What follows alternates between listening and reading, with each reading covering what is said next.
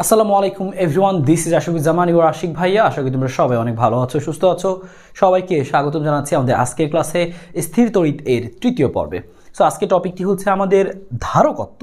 এই পার্ট থেকে কিন্তু ইন্ডিভিজুয়ালি আলাদা প্রশ্ন আসে। তোমাদেরকে আমি আগেই বলেছি যে এই দুইটা টাইপ অথবা শুধু এই টাইপ অথবা শুধু এই টাইপ মিলে একটা প্রশ্ন আসতে পারে, এখান থেকে বা দুটো মিলিয়েও আসতে পারে, এবং আলাদা ধারকত্ব থেকে একটা প্রশ্ন আসে। সো কোনো বোর্ডে এটা আসে, কোনো বোর্ডে এগুলো আসে। এতটুকুই হচ্ছে ব্যাপার। সো আমরা ধারকত্ব 3 নম্বর টাইপটা আজকে পড়বো। এখান থেকে খুব দ্রুতই আমরা শেষ করে ফেলতে পারবো ইনশাল্লাহ। সো টাইপ 3 ধারকত্বের মধ্যে আমাদের আসলে কী কী পড়তে হবে? দুইটা জিনিস আসলে পড়তে হবে। একটা হচ্ছে যে আমাদের ধারক কী এবং ধারকের ধারকত্ব কীভাবে নির্ণয় করতে হয়, সেটা সমান্তরাল পাত ধারক হোক বা গোলাকার পরিবাহীর ধারকত্ব হোক, পরীক্ষার জন্য যতটুকু জিনিস লাগবে একদম আমরা টু দ্য পয়েন্টে সেই জিনিসগুলো আলোচনা করব। সো এই ধারকত্বের এই জিনিস আমাদের লাগবে, ধারকত্ব নির্ণয় করাটা। এরপরে দরকার হবে হচ্ছে ধারকের সঞ্চিত শক্তি। সো এই দুইটা মিলিয়ে আসলে প্রশ্নগুলো তুমি আসবে দেখতে পাবা। সো আমরা শুরুতে যদি চিন্তা করি যে ধারক আসলে কি, ধারক নাম থেকেই বুঝতে পারছো ধারক ধারণ করে রাখবে। কি ধারণ করে রাখে? চার্জ ধারণ করে রাখে। শক্তিকে আমরা কি চার্জ রূপে সঞ্চয় করে রাখি। তুমি ক্যাপাসিটারের নাম শুনেছো, আমরা সেইটা নিয়ে পড়াশোনা করছি, ধারক ক্যাপাসিটার। সো অনেক সময় তুমি দেখবা যে তোমাদের বাসায় যে ফ্যানটা আছে, বাসা বাড়িতে ফ্যানটা আস্তে আস্তে ঘুরছে। হ্যাঁ, তুমি যদি আবার একটু ঝাড়ু দিয়ে একটু জোরে ঘুরাই দাও, তখন দেখবে যে আবার জোরে ঘোরা শুরু করছে। সো ব্যাপারটা হচ্ছে কি যে বেশ কিছু ইলেকট্রিক্যাল ডিভাইস আছে যাদের জিনিসটা স্টার্ট করতে ইনিশিয়ালি বেশি শক্তির প্রয়োজন হয়। সো আমাদের বাসাবাড়িতে যে বিদ্যুৎ আসে সেখান থেকে আমরা সেই পর্যাপ্ত শক্তি না পেলে তখন কি হয় যে ওই ফ্যানের ভিতরে যে ক্যাপাসিটার আছে সেখানে কিন্তু চার্জ সঞ্চিত আছে, শক্তি সঞ্চিত আছে, সেখানকার শক্তি কিন্তু কাজে লাগে। সো এই ব্যাপারটা হচ্ছে কি, তোমার সময় দেখবা যে ওই ক্যাপাসিটারটা আবার চেঞ্জ করে তুমি দাও, নতুন ক্যাপাসিটার লাগাই দাও, তখন আবার কি ফ্যানটা আবার আগের মতো দ্রুত স্পিডে ঘোরা শুরু করে। সো এটা হচ্ছে আমাদের ক্যাপাসিটার। সেই ক্যাপাসিটার একটা ব্যবহার তোমাকে বললাম, বা ক্যাপাসিটার যে খালি ওই ফ্যানের ওইখানে ব্যবহার করে তা না, অনেক ব্যবহার আছে। আমরা কিন্তু ক্যাপাসিটার এগুলো কিন্তু ছোটো ভার্সনগুলো কিন্তু আমরা ল্যাপটপে, কম্পিউটার এগুলো কিন্তু ইউজ করি। সো এছাড়াও কিন্তু অনেক ব্যবহার আছে, তুমি একবার পড়তে পারো এমসিকিউ এর জন্য বা ক নাম্বারের জন্য। সো ধারকত্বর এই যে বললাম যে একটা ধারক, এই ধারক কোন ধারক, যেমন আমি বললাম যে হচ্ছে ল্যাপটপে যে ধারকটা ইউজ করছি বা ক্যাপাসিটার যে ধারকটা ইউজ করছি, দুইটার ধারকত্ব অবশ্যই সেম না, আলাদা। কারণ দুইটা আলাদা ফাংশন করছে, দুইটা আলাদা কাজ করছে। সো এদের কাজের উপর ভিত্তি করে তাদের ধারকত্বটাও হয়তো বা আলাদা। সো কোনটার ধারকত্ব কীরকম সেটা আমি বুঝবো কীভাবে? যে ধারকত্ব বলতে কী বুঝছি আমরা, সেই ধারকটার যে সামর্থ্য, কী পরিমাণে সে আসলে চার্জ ধারণ করছে বা তার সামর্থ্যটাকে আমরা প্রকাশ করার জন্য একটা টার্ম ব্যবহার করি ধারকত্ব। সে ধারকত্ব জিনিসটা কি সেটা একটু পরে শিখবো। তবে ধারকত্বটা কিসের উপর নির্ভর করে সেটা আমরা একটু এক নজরে দেখে নিব।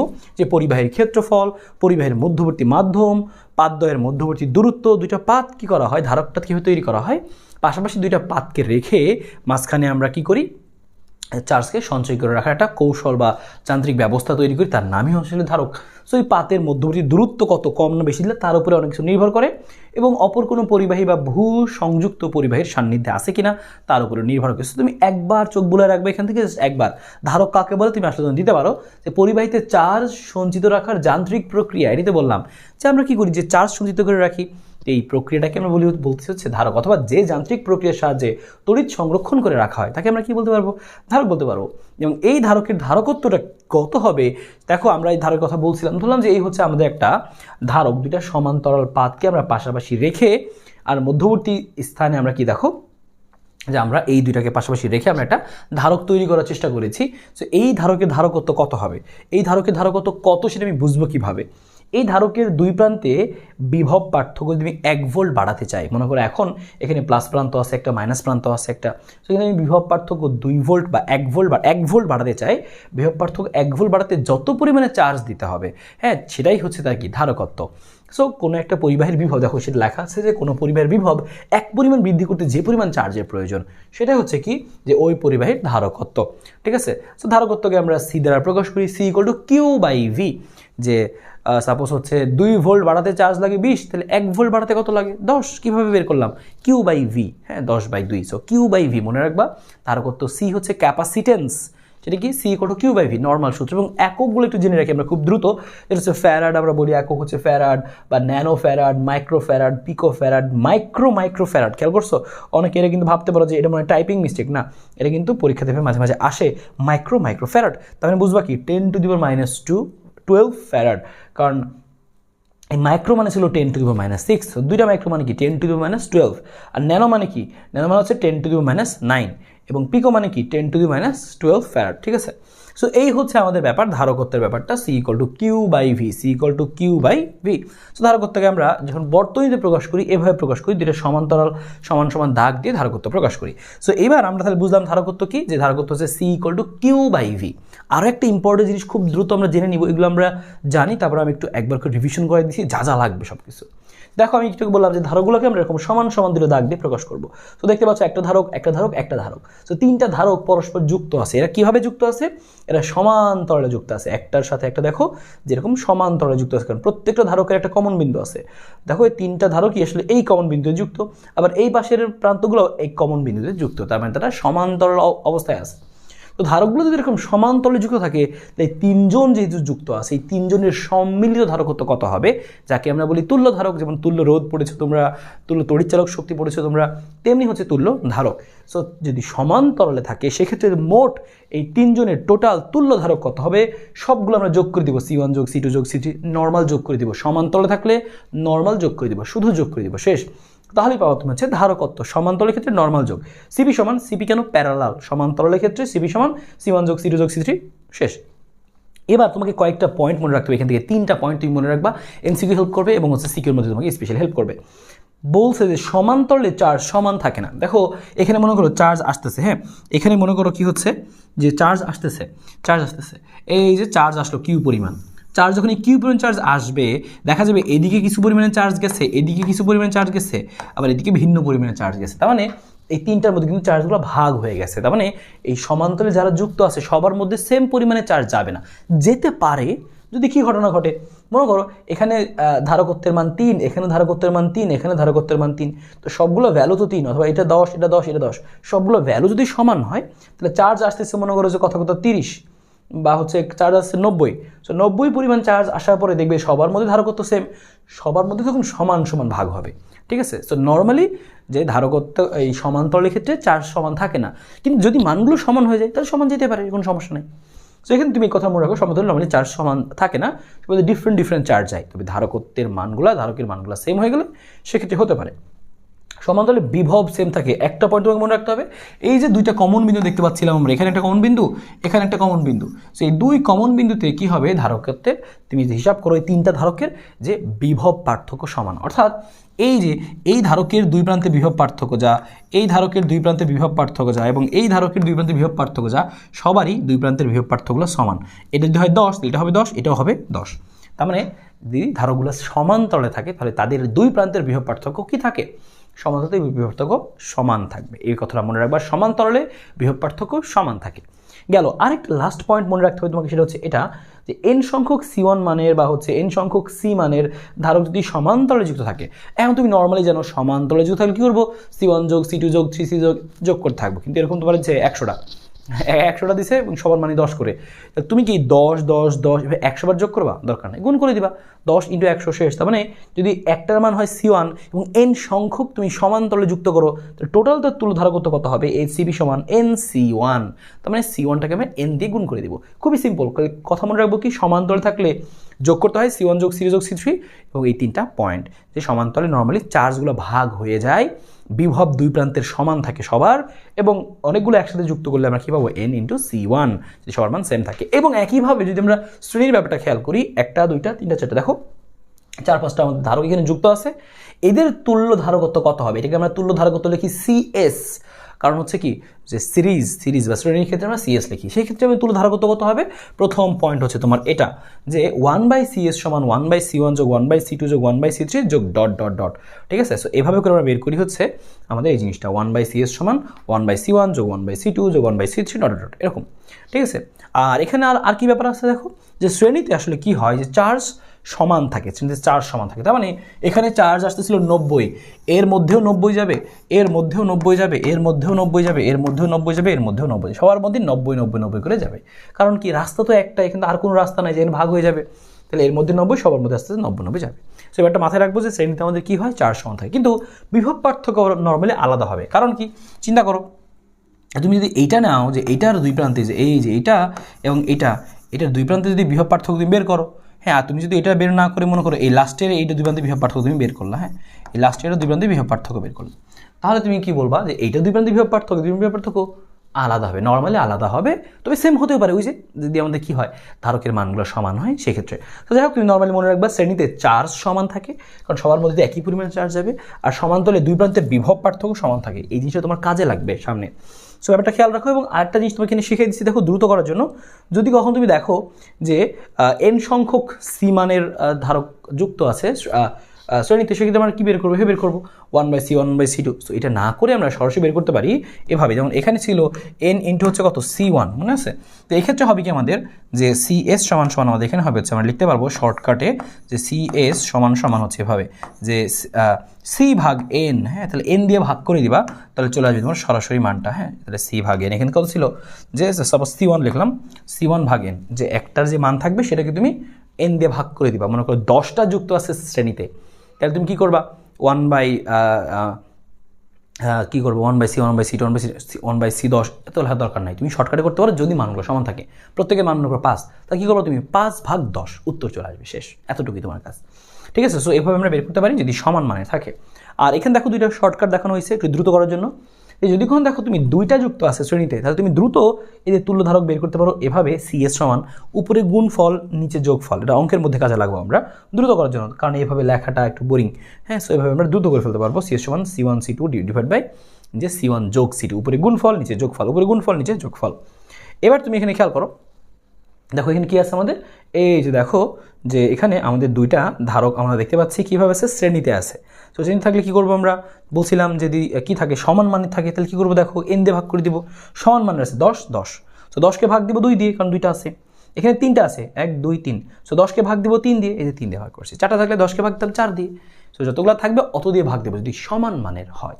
তাহলে এখান থেকে সামারি হচ্ছে সমান্তরালে থাকলে সব ঠাড়া যোগ, শ্রেণী থাকলে 1/c 1/c2, আর বাকি সমস্ত ইনফরমেশন আমাদের কাজকে হেল্প করবে, ইজি করে দিবে, এই জন্য আমরা মনে রাখবো। ঠিক আছে, সো আশা করি এটা তুমি এখান থেকে মনে রাখতে পারবা, এই জিনিসগুলো তুমি অলরেডি পড়েছো জানো। এখন আমরা স্পেশালি দেখবো এখান থেকে সমান্তরাল ও গোলীয় পাত ধারক, যে একটা যদি আমাদের কি থাকে, একটা হচ্ছে সমান্তরাল ধারক থাকে বা একটা গোলাকার পাত ধারক থাকে, তাহলে সেই ক্ষেত্রগুলোতে আমাদের কিভাবে এখানে ধারকত্বটা বের করতে হয়। তো শুরুতে চলো আমরা দেখে নিই হচ্ছে এখানে কি একটা গোলকের ক্ষেত্রে।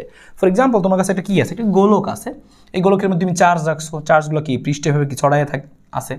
সো কিউ পরিমাণে চার্জ তুমি রাখছো এই গোলকের মধ্যে, এবং গোলকের ব্যাসার্ধ হচ্ছে r, তাহলে সেই ক্ষেত্রে আমাদের ধারকত্ব কত হবে? আমরা অলরেডি শিখেছি ধারকত্ব কি হয়, ধারকত্ব c সমান সমান আমরা কি লিখতে পারি, c সমান সমান লিখতে পারি আমরা q/v। এবার ঠিক আছে ভালো, c সমান সমান q/v, কিউ এর মান তো মোট কিউ, ভি এর মান কত? এই গোলাকার পরিবাহীর পৃষ্ঠে বিভব কত? দেখো আমরা বিভবের সূত্র আগে শিখেছি, সেটা আমরা বসাই দিই 1/4πε0 q/r।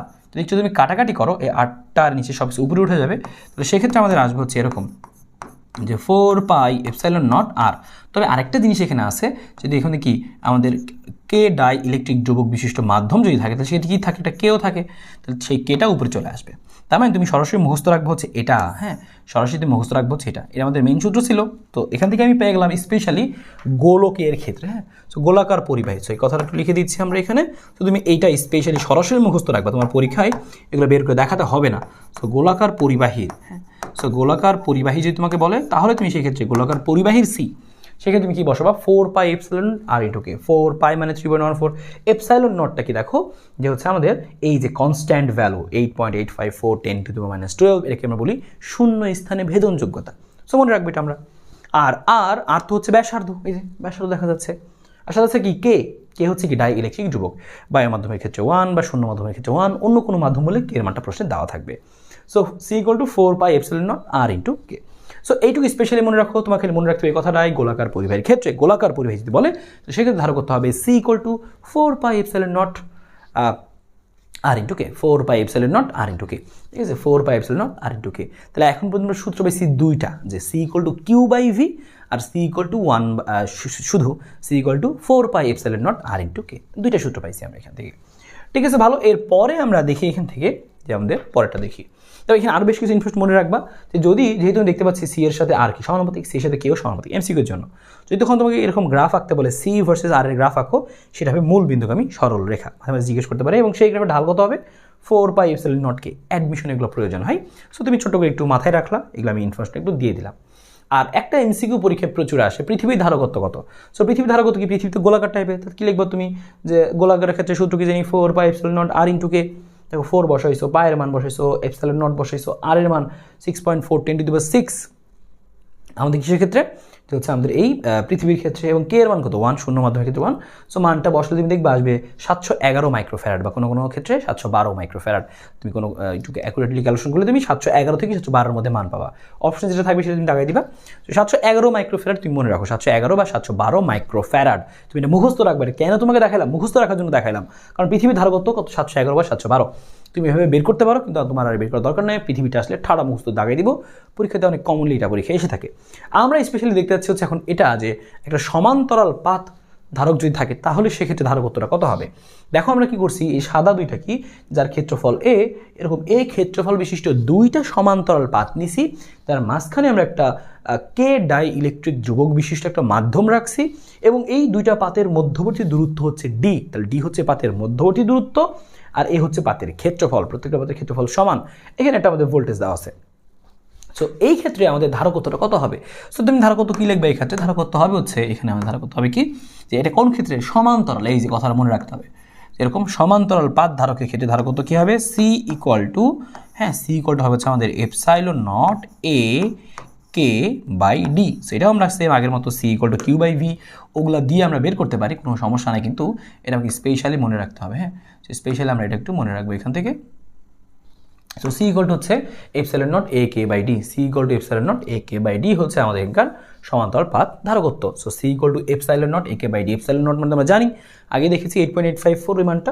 এ হচ্ছে পাতের ক্ষেত্রফল, কে হচ্ছে ওই দেখো ডাই ইলেকট্রিক মাধ্যম ধ্রুবকের মানটা। কোনো কিছু না বলা থাকলে 1, কিছু যদি না বলে তাহলে 1, বা বায়ু মাধ্যম বললে 1, শূন্য মাধ্যম বললে 1। আর ডি হচ্ছে তাদের মধ্যবর্তী দূরত্ব, মিটার নেব। শেষ, দ্যাটস ইট। তোমাকে এতটুকু মনে রাখতে হবে এখান থেকে। সমান্তরাল পাত বলে হচ্ছে এটা। তো তুমি সূত্র পাইলা কি? নর্মালি তুমি সামারি করে দিচ্ছি আমি। সূত্র পাইলা কি? সি ইকুয়াল হচ্ছে তোমার Q by V. C equal সূত্র কি? 4 pi epsilon naught R into K. আর সি ইকুয়াল সূত্র পাইলা কি? Epsilon naught A K by D. এটা তুমি সূত্র পাইলে, এতটুকু তুমি সূত্র কিন্তু পেয়েছো এখান থেকে। এটা সমান্তরাল পাতের ক্ষেত্রে, এটা গোলকের ক্ষেত্রে, এটা যে কোনো ক্ষেত্রে C equal to Q by V normal যে কোনো ক্ষেত্রে আর কি এটা অ্যাপ্লাই করা যায়। আর এই সূত্রটা থেকেই এই দুইটা সূত্র আসছে।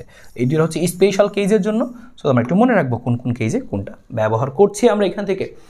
এবার আমরা আরেকটা স্পেশাল কেস দেখবো এখান থেকে। যদি আমরা একটা কাজ করি, বিটলামি করি, তোমার কাছে সুন্দর একটা সমান্তরাল পাত ছিল, তুমি করলা কি যে না আমি অর্ধেক হচ্ছে পানি দিয়ে ভরমু, অর্ধেক হচ্ছে তেল দিয়ে ভরমু। তুমি এটা চিন্তা করলা, করে তুমি এটার একটা ধারক বানাইলা।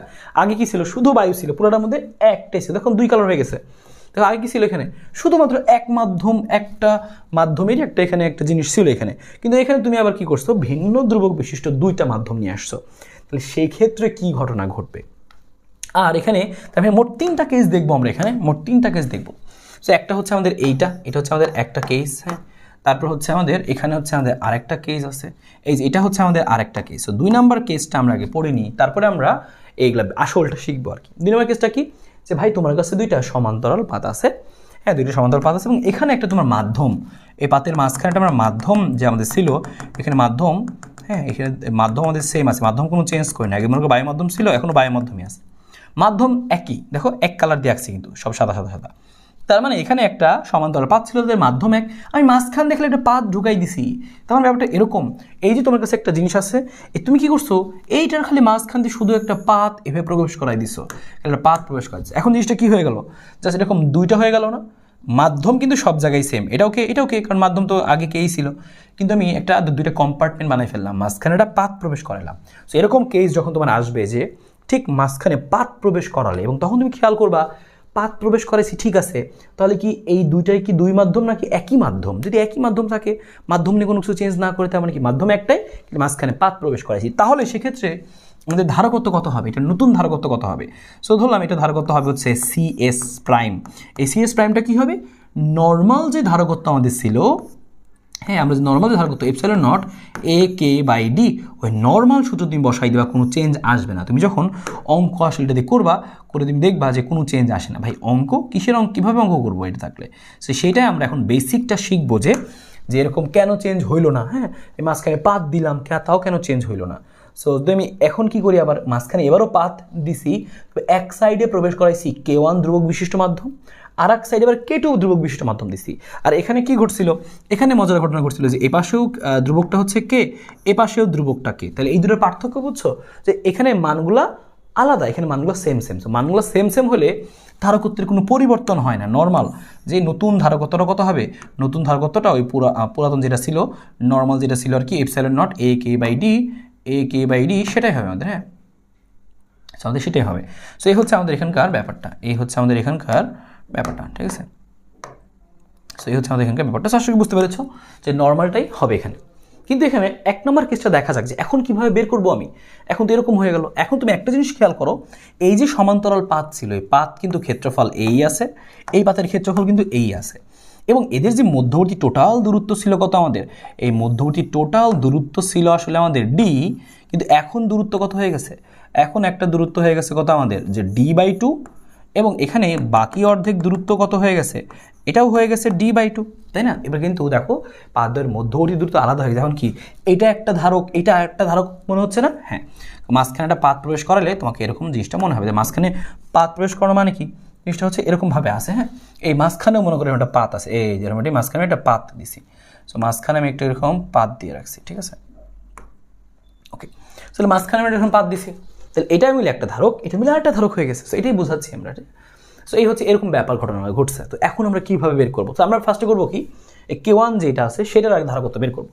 তো সেক্ষেত্রে লিখবো আমি কি, যে C1 প্রথমটা ধারকত্ব, প্রথম ধারকত্ব কী লিখবো তাহলে, সমান্তরালিত আছে, তো শুধু কী হবে এপসাইলন নট এ কে, আর কে তো হবে না কারণ এটা কি K1, তাহলে দিব কি আমরা K1, আর এখানকার ডিটা কত d/2, তাহলে আমরা এখানে দিব হচ্ছে d/2, epsilon naught A K1 R d/2।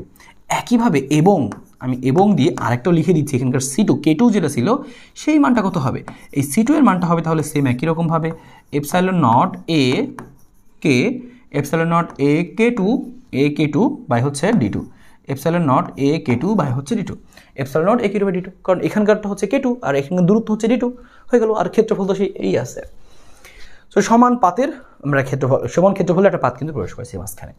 Okay fine, গেল আমাদের দুইটা জিনিস। কিন্তু এখন দেখো এইটার পাশাপাশি এটা যুক্ত আছে, পাশাপাশি যুক্ত থাকা মানে কি, শ্রেণীতে যুক্ত আছে।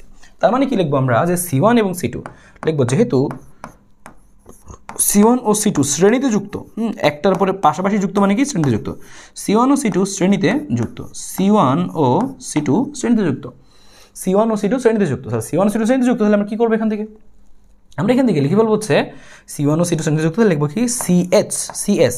তাহলে CS কি হবে একটু খেয়াল করে দেখো, আমরা যেটা শিখেছিলাম 1/CS সমান কি করতে হয়, 1/C1 যোগ হচ্ছে কত 1/C2। সো এখানে দুইটা আছে যেহেতু, তাহলে আমি দুইবার এটা লিখবো আর কি। সো বেসিক নিয়মে তুমি করবা, তুমি উত্তর কিন্তু পেয়ে যাবা। এখন তুমি দেখো এখানে আমাদের এখানে থাকুক, আমাদের এই জায়গাটার মধ্যে হচ্ছে CS 1/CSই থাকুক, সমস্যা নেই।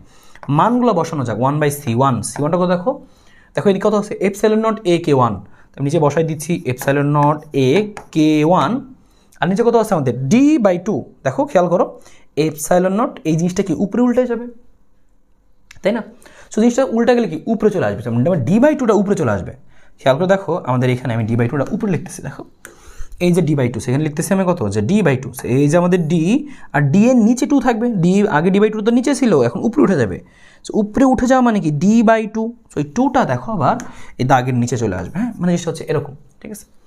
সে হচ্ছে ব্যাপারটা আমাদের গেল একটা জিনিস। সেম একইভাবে আমি লিখবো কি, পরেরটা লিখবো, এখানে তুমি লেখার চেষ্টা করো 1/C2 কী হবে তোমার, 1/C2 হবে হচ্ছে এখানেও সেম, যে এপসাইলন 1/2 থাকবে আমাদের এখানে 1/C, সেটা বসাচ্ছি, C2 এর মান বসাচ্ছি আমি এখানে, যে epsilon naught A K2 by d2, আমাদের এরকম ছিল তাই না, বাই d2টা উপরে উঠে যাবে। সো উপরে যখন উঠবে তখন সেটা দেখো উপরে আমাদের থাকতে হচ্ছে, একটা থাকছে d, আর আমাদের হচ্ছে একটা থাকছে হচ্ছে আমাদের d, একটা থাকছে আমাদের কত d, আর এই 2টা আমাদের থাকছে কত আমাদের সেই নিচে, ঠিক আছে।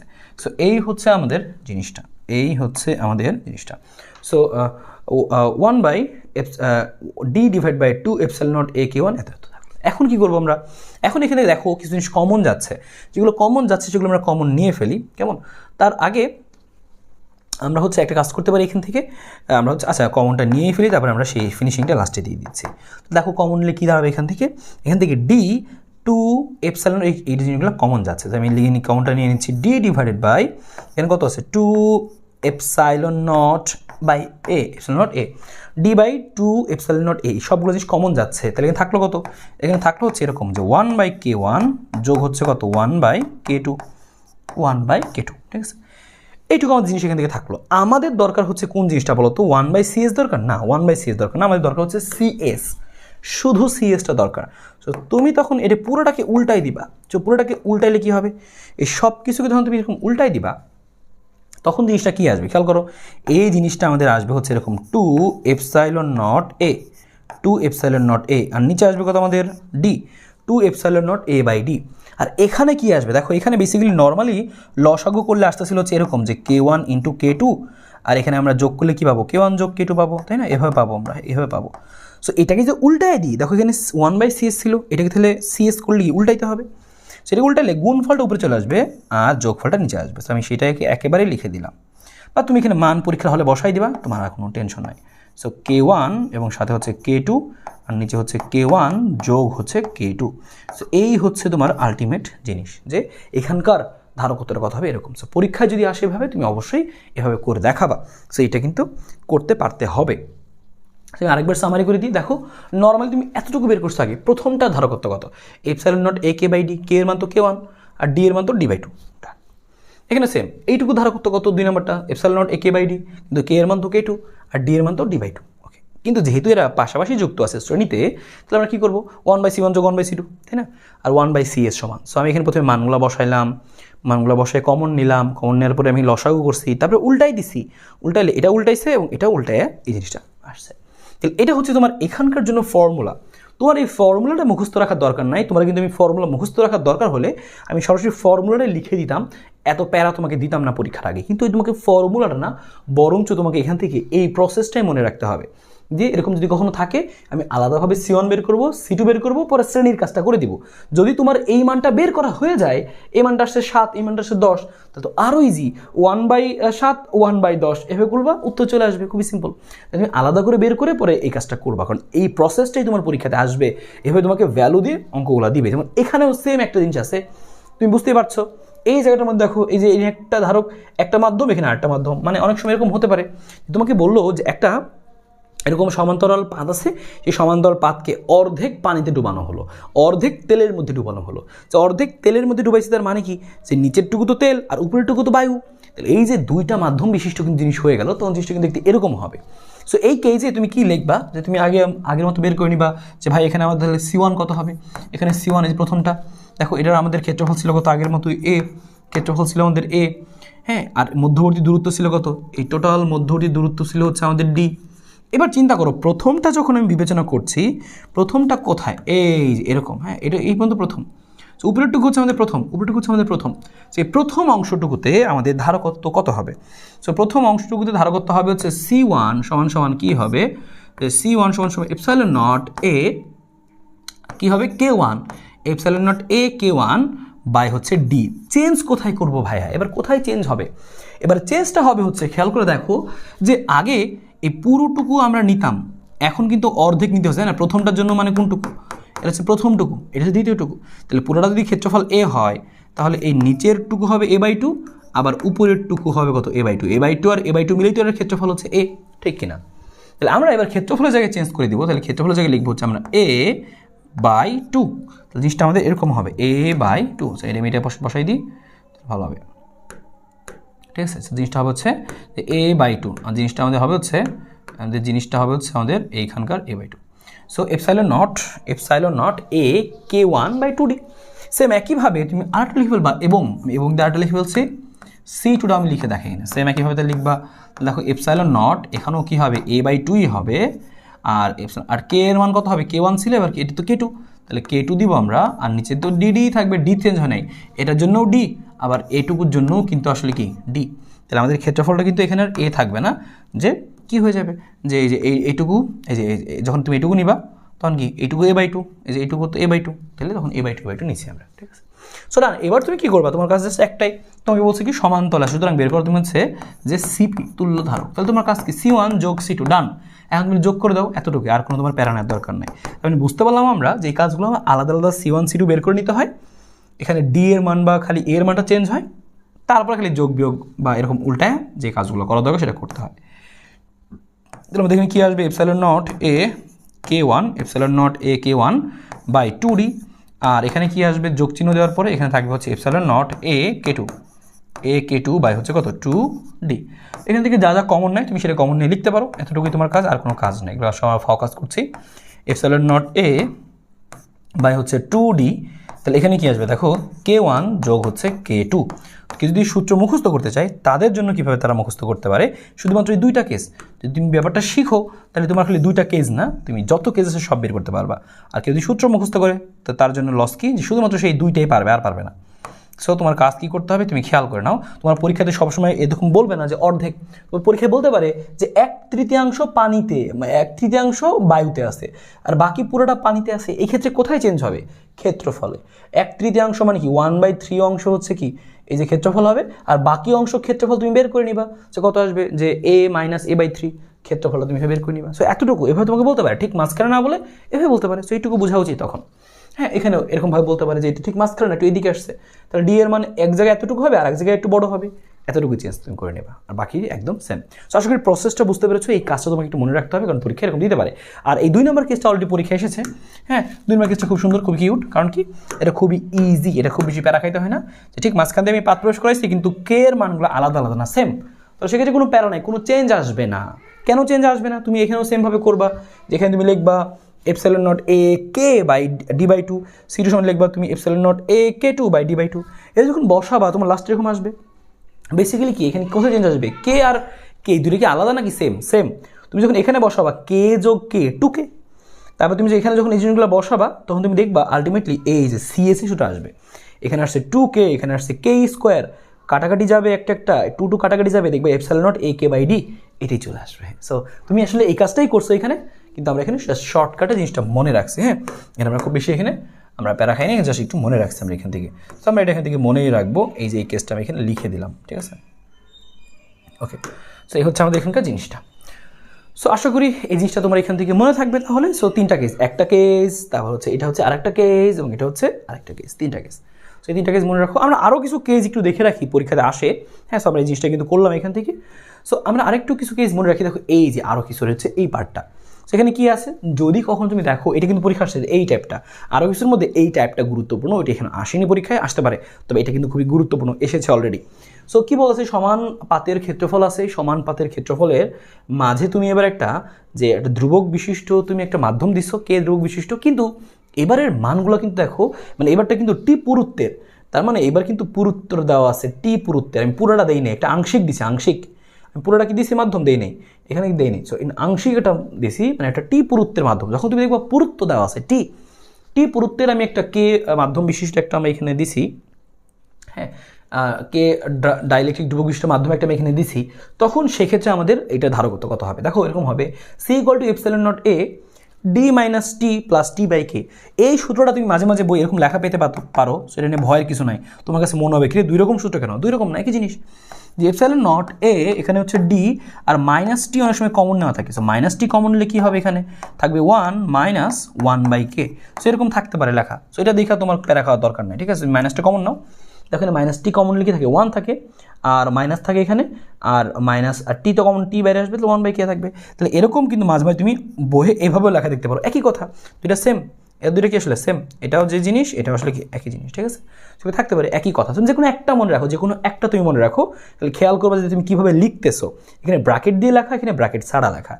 Epsilon naught A D - T/T + K, D - T + T/K, D - T + T/K, এ হচ্ছে কোনো ব্র্যাকেট নাই। আর এখানে কি D - T ব্র্যাকেট দিয়ে কী লেখা, 1 - 1/K, দুইটা আসলে একই জিনিস। ওকে, আশা করে বুঝতে পেরেছো, এই জিনিসটা তুমি মনে রাখতে পারবা। এবং খেয়াল রাখতে হবে এটা কিন্তু অপরিবাহী আমাদের মাধ্যম ছিল। D ছিল আমাদের আগের মতোই মধ্যবর্তী দূরত্ব, T ছিল পুরুত্ব, লেখা আছে। এবং যদি তুমি এরকম দেখো কখনো পরিবাহী পাও, সেক্ষেত্রে তোমাকে বলে দেয়, পরিবাহী যদি বলে তার মানে সেক্ষেত্রে কে এর মানটা ইনফিনিটি হবে, এবং নিজে থেকে বসাই নিতে হবে। তখন সেক্ষেত্রে তুমি ইনফিনিটি বসাই দাও সূত্রের মধ্যে, তুমি এই সূত্রটা পাবা।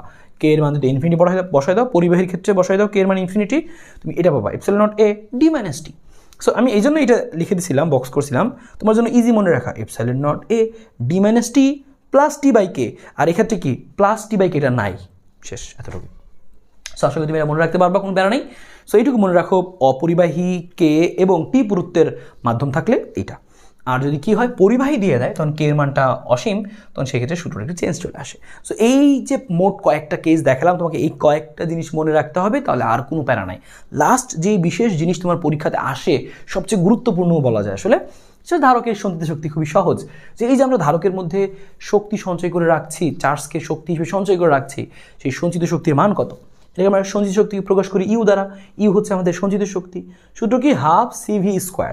সি মানে কি? ধারকত্ব, ভি মানে বিভব, কিউ মানে charge. So half CV square একটা সূত্র। তারপরে আরেকটা সূত্র কি? হাফ QV আরেকটা সূত্র, এবং আরেকটা সূত্র হচ্ছে ইউ সমান কিউ স্কোয়ার বাই 2C। তাই তিনটা সূত্র বিশেষ করে তুমি পেলা half CV square, half QV আর ইউ সমান হচ্ছে কিউ স্কোয়ার বাই 2C। তিনটা সূত্র আমি এখান থেকে পাইলাম, যে half CV square, half QV এবং হচ্ছে কিউ স্কোয়ার বাই 2C। পরিচয়গুলো প্রত্যেকটা জানি আমরা, কিউ মানে চার্জ, ভি মানে বিভব এবং সি মানে ধারকত্ব। আর আমাদের মাঝে মাঝে জিজ্ঞেস করতে পারে যে একক আয়তনের সঞ্চিত শক্তি। সো একক আয়তনের সঞ্চিত শক্তিকে আমরা লিখতে পারছি এভাবে, ইউ প্রাইম সমান সমান কি, যে মোট সঞ্চিত শক্তি যেটা, সেটাকে আমরা ভাগ দিতে পারি কি মোট আয়তন দিয়ে। তাহলে হয়ে গেল কি একক আয়তনের সঞ্চিত শক্তি, এবং সেটা করলে আমরা পাই half epsilon naught E square. So এই ব্যাপারটাও মনে রাখো, half epsilon naught E square. So এই যে ধারকের সঞ্চিত শক্তিটা কিন্তু খুবই গুরুত্বপূর্ণ, পরীক্ষাতে কিন্তু এই সঞ্চিত শক্তির ফর্মুলাগুলো খুবই কাজে লাগে। কিভাবে কাজে লাগে, কোন সূত্র অ্যাপ্লাই করে সেটা আমরা নেক্সটে দেখবো। এরপরে তুমি খেয়াল করো যে চার্জ ঘনত্ব বলে একটা ছোট্ট টপিক আছে, যেটা কি, যে এই যে একটা গোলাকার পরিবাহী দেখতে পাচ্ছ, এর মধ্যে এটার ক্ষেত্রফল মনে করো এর মধ্যে তুমি চার্জ রাখছো কিউ পরিমাণে। তাহলে এখানে চার্জের ঘনত্ব বলতে আমরা বোঝাই হচ্ছে, তলমাত্রিক ঘনত্ব বলতে আমরা বোঝাই হচ্ছে, চার্জের তলমাত্রিক ঘনত্ব মানে কি, যে মানে হচ্ছে যে একক ক্ষেত্রফলে কি পরিমাণে চার্জ আছে। তাহলে এ ক্ষেত্রফলে চার্জ আছে কিউ পরিমাণ, তাহলে একক ক্ষেত্রফলে চার্জ থাকবে কিউ বাই এ পরিমাণে।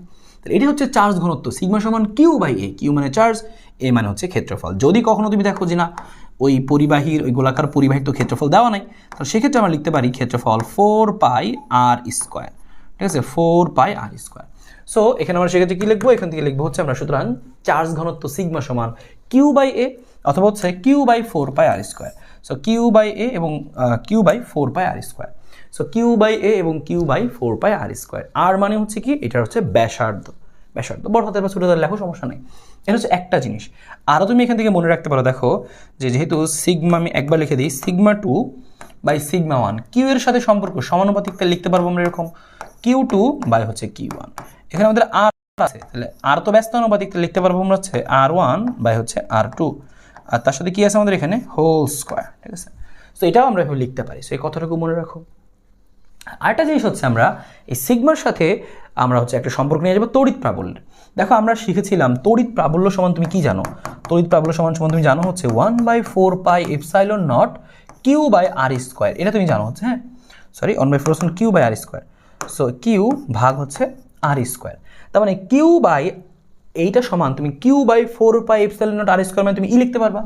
এবার আমরা এখানে দেখো এই যে সূত্র দেখতে পাচ্ছিলাম, আমরা জানি সিগমা সমান সমান Q by 4 pi R square, 4 pi R square, 4 pi R square. আমি একটা কাজ করলাম এখানে, দেখো যে আমরা যেটাকে এপসাইলন নট ই লিখতে চাই, কি লাগবে, Q by 4 pi epsilon naught লাগবে। কিউ বাই 4 পাই এপসাইলন নটটা এখানে নাই, সো আমি এখানে একটা দিলাম, এখানে একটা দিলাম। সো তুমি খেয়াল করো এই অংশটুকু মিলে আমাদের কি লেখা যাবে, এই দেখো সবুজ যে অংশটুকু। So Q by 4 pi epsilon naught R square, এটা মানেই তো হচ্ছে আমাদের ই। তাহলে আমরা লিখতে পারবো এখানে সিগমা সমান সমান আছে ই, আর উপরে তো একটা এপসাইলন নট আমরা এক্সট্রা দিয়ে রাখছিলাম এটা কাটাকাটি করার জন্য। So sigma equal to E into epsilon not. এই যে কয়েকটা সূত্র তুমি পাইলা, এমসিকিউতে খুবই কাজে লাগে এই জিনিসগুলো। সো এই তোমাকে একটু মনে রাখতে হবে, সিগমা সমান সমান ই ইন্টু এপসাইলন নট। সো আশা করি এতটুকু অংশ এখান থেকে বুঝতে পেরেছো। তাহলে আমরা নেক্সটে দেখি। সো নেক্সটে খেয়াল করো, আমাদের এই অংশটুকুর মধ্যে আমরা এই চার্জ ঘনত্ব ব্যাপারটা দেখে ফেলাম এখান থেকে। সো এরপরে দেখো আদার্স একটু জিনিস আমাদের এখানে আছে, সেগুলো একটু শিখে রাখতে হবে, পরীক্ষায় মাঝে মাঝে আসতে পারে। যেমন সেটা হচ্ছে তড়িৎ দ্বিমেরু ভ্রামক। হ্যাঁ, সো তড়িৎ দ্বিমেরু ভ্রামকটা কি, যদি কখনো দেখো যে দুইটা সমমানের চার্জ দুইটা সমমানের চার্জ কাছাকাছি অবস্থান করে এবং এদের প্রকৃতি হয় ভিন্ন, একটা প্লাস একটা মাইনাস, অর্থাৎ বিপরীত ধর্মী দুইটা চার্জ কিন্তু এটা ছোট মানের কিন্তু কাছাকাছি অবস্থান করে, আবার তখন যেটা তৈরি হয় সে তাকে বলা হয় তড়িৎ দ্বিমেরু তৈরি হয়। সেই তড়িৎ দ্বিমেরুর ভ্রামকটাকে লিখি আমরা হচ্ছে পি দ্বারা। সেই তড়িৎ দ্বিমেরুর ভ্রামকটা কী হবে, কিউ ইন্টু 2L। সংজ্ঞাগুলো লেখা আছে, পরীক্ষায় কিন্তু আসে, খুব ইম্পর্টেন্ট। এই তড়িৎ দ্বিমেরুর ভ্রামক কাকে বলে খুবই কিন্তু ইম্পর্টেন্ট, ক নম্বরের জন্য কিন্তু খুবই ইম্পর্টেন্ট আর কি। হ্যাঁ, সো তুমি ক নম্বর আগে শিখে ফেলবা, একটু শিখে ফেলবা যে তড়িৎ দ্বিমেরুর ভ্রামক ভেক্টর রাশি কিউ ইন্টু 2L। কিউ মানে একটা চার্জ, আর এল মানে কি, এই মধ্যবিন্দু থেকে এইটুকুর দূরত্ব এল ধরা হয়েছে, এই মধ্যবিন্দু থেকে আরেকটা চার্জের দূরত্ব এল ধরা হয়েছে, দুটো সমান দূরত্বে থাকবে। এই টোটাল দূরত্ব কত, 2L। তাহলে একটা চার্জ আর মোট দূরত্ব 2L। সো পেয়ে গেল কিউ ইন্টু 2L। এটা হচ্ছে আমাদের তড়িৎ দ্বিমেরু ভ্রামক। একক হবে কুলম্ব মিটার, একক কিন্তু সেন্টিমিটার না, কুলম মিটার। একটু খেয়াল রাখতে হবে। তড়িৎ দ্বিমেরু কি, তড়িৎ দ্বিমেরু ভ্রামকটা আমরা জানলাম। এখানে খ নম্বর একটু আসে প্রশ্নটা, একটু পড়ে নিবা ছোট্ট করে, অবশ্যই পড়ে নিবা। আমরা এবার দুইটা স্পেশাল কেস দেখব। তড়িৎ দ্বিমেরুর জন্য বিভব কি হয়, তড়িৎ দ্বিমেরু ভ্রামকে বিভব কি হয়, আর তড়িৎ দ্বিমেরু ভ্রামকে প্রাবল্য কি হয়। এই দুটো জিনিস তোমাকে জাস্ট একটু মনে রাখতে হবে। তড়িৎ দ্বিমেরুর জন্য তড়িৎ বিভবটা কি হবে। সো এই দেখো, এটা তড়িৎ দ্বিমেরু, তো একটু এঁকে দেখায়। দেখো এখানে একটা মাইনাস চার্জ, এখানে একটা প্লাস চার্জ, কিউ কিউ। তাহলে এই মাঝখানের বিন্দু থেকে কি, মাঝখানের বিন্দু থেকে কি সমান দূরত্বে আছে। সো মাঝখানের বিন্দু থেকে যদি তারা সমান দূরত্বে আছে, তাহলে এখানে যে তড়িৎ দ্বিমেরু ভ্রামক তড়িৎ দ্বিমেরু তৈরি হয়েছে, এটা হচ্ছে তড়িৎ দ্বিমেরু ভ্রামকের যে অক্ষ, সেটা তড়িৎ দ্বিমেরু অক্ষ, এটাকে বলা হয় তড়িৎ দ্বিমেরু অক্ষ। এটাকে বর্ধিতগুলো যেটা পাই সেটা হচ্ছে তড়িৎ দ্বিমেরু অক্ষ। আমাদের মাঝে মাঝে পরীক্ষা জিজ্ঞেস করবে যে বলো তো এই তড়িৎ দ্বিমেরু অক্ষের উপরে কোনো বিন্দুতে বিভব কত, এখানে বিভব কত, অথবা তোমাকে বলবে এই তড়িৎ দ্বিমেরুর অক্ষের সাথে থিটা কোণে এই জায়গাতে বিভব কত বলো তো, বা এখানে প্রাবল্য কত বলো তো, এরকম তোমাকে জিজ্ঞেস করবে আসলে। হ্যাঁ, তুমি কীভাবে বের করবা। সো তুমি জাস্ট একটাই সূত্র শিখবা, তড়িৎ দ্বিমেরুর জন্য যে কোনো বিন্দুতে, এটা হচ্ছে যে কোনো বিন্দুতে তড়িৎ দ্বিমেরুর এই তড়িৎ দ্বিমেরু অক্ষের সাথে যে কোনো বিন্দুতে যে এটা তড়িৎ দ্বিমেরু, তাহলে এখানে মানে কি 0 ডিগ্রি, তড়িৎ দ্বিমেরুর সাথে 0 ডিগ্রি। তারপরে মনে করে এটা হচ্ছে 10 ডিগ্রি, এটা 20 ডিগ্রি, 30 ডিগ্রি, 40 ডিগ্রি, 90 ডিগ্রি, যাই দিক, যে কোনো বিন্দুর ক্ষেত্রেই তুমি সূত্র ইউজ করতে পারবো কোনটা, বিভবের ক্ষেত্রে 1/4πε0 p cos θ by r square. যেখানে p মানে কিন্তু অলরেডি তুমি শিখেছো, p মানে কি, p মানে হচ্ছে কত 2 × QL। তাহলে তুমি p এর পরিবর্তে লিখতে পারবো হচ্ছে আপাতত ভেক্টর চিহ্ন আমি মুছে রাখতেছি, কারণ তুমি শুধু মান নিয়ে কাজ করতেছো, প্যারা নাই। সো p সমান কি হবে 2 × QL এরকম। So 1/4πε0 p cos θ by r square, যেখানে থিটা মানে কি, সাপোজ তোমাকে বের করতে বলছি আমি এই জায়গাটায়, সেখানে কোন কত, এই যে থিটা। যদি তোমাকে বলে না আমি এই তড়িৎ দ্বিমেরুর অক্ষের লম্ব সমদ্বিখণ্ডক এই যে এখানে বের করতে চাই বিভব, তাহলে থিটার মান কত, লম্ব সমদ্বিখণ্ডক মানে কি 90 ডিগ্রি। তাহলে থিটার মধ্যে 90 ডিগ্রি বসাও, p cos 90 শূন্য, পুরোটাই শূন্য হয়ে যাবে, শূন্য চলে আসছে। তার মানে তুমি জাস্ট এই একটা মনে রেখে বাকি সবগুলো বের করতে পারবা। দেখো 1/4πε0 p cos θ by r square. 0 ডিগ্রিতে মানে কি, তড়িৎ দ্বিমেরুর অক্ষের উপরে, মানে এই লাল বিন্দুতে এখানে।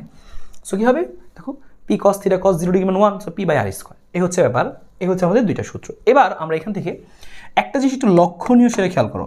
দেখো এই তড়িৎ দ্বিমেরুর জন্য যখন আমরা তড়িৎ বিভব বের করি, তখন তুমি খেয়াল করে দেখো এই বিভবের সাথে আর এর সম্পর্ক কি। বিভবের সাথে আর এর সম্পর্ক হচ্ছে আমাদের এরকম, বিভবের সাথে আর এর সম্পর্ক হচ্ছে এরকম, v সমানুপাতিক 1/r স্কোয়ার। v সমানুপাতিক হচ্ছে কি আমাদের 1/r স্কোয়ার, ঠিক আছে। v সমানুপাতিক হচ্ছে আমাদের 1/r স্কোয়ার, v সমানুপাতিক 1/r স্কোয়ার। v এর সাথে আর এর সম্পর্ক, v এর সাথে আর এর সম্পর্ক হচ্ছে এটা, ঠিক আছে। এই হচ্ছে ব্যাপার আমাদের, আশা করি মনে রাখতে পারবো আমরা, কারণ আমরা নর্মালি বিভব কিন্তু জানি কি যে v সমানুপাতিক 1/r, কিন্তু এই ক্ষেত্রে কিন্তু 1/r স্কোয়ার তড়িৎ দ্বিমেরুর বেলায়। একটু মনোযোগ দিয়ে পরীক্ষা আসে এই জিনিসটাই। আর আরেকটা জিনিস শিখতে হবে লাস্ট, সেটা হচ্ছে তড়িৎ দ্বিমেরু ভ্রামকের হচ্ছে প্রাবল্য। তোমাকে এখানে সেমভাবে বলতে পারে তড়িৎ দ্বিমেরু অক্ষের উপরে এখানে প্রাবল্য, ওখানে প্রাবল্য, যে কোনো বিন্দু প্রাবল্য বের করতে বলতে পারে।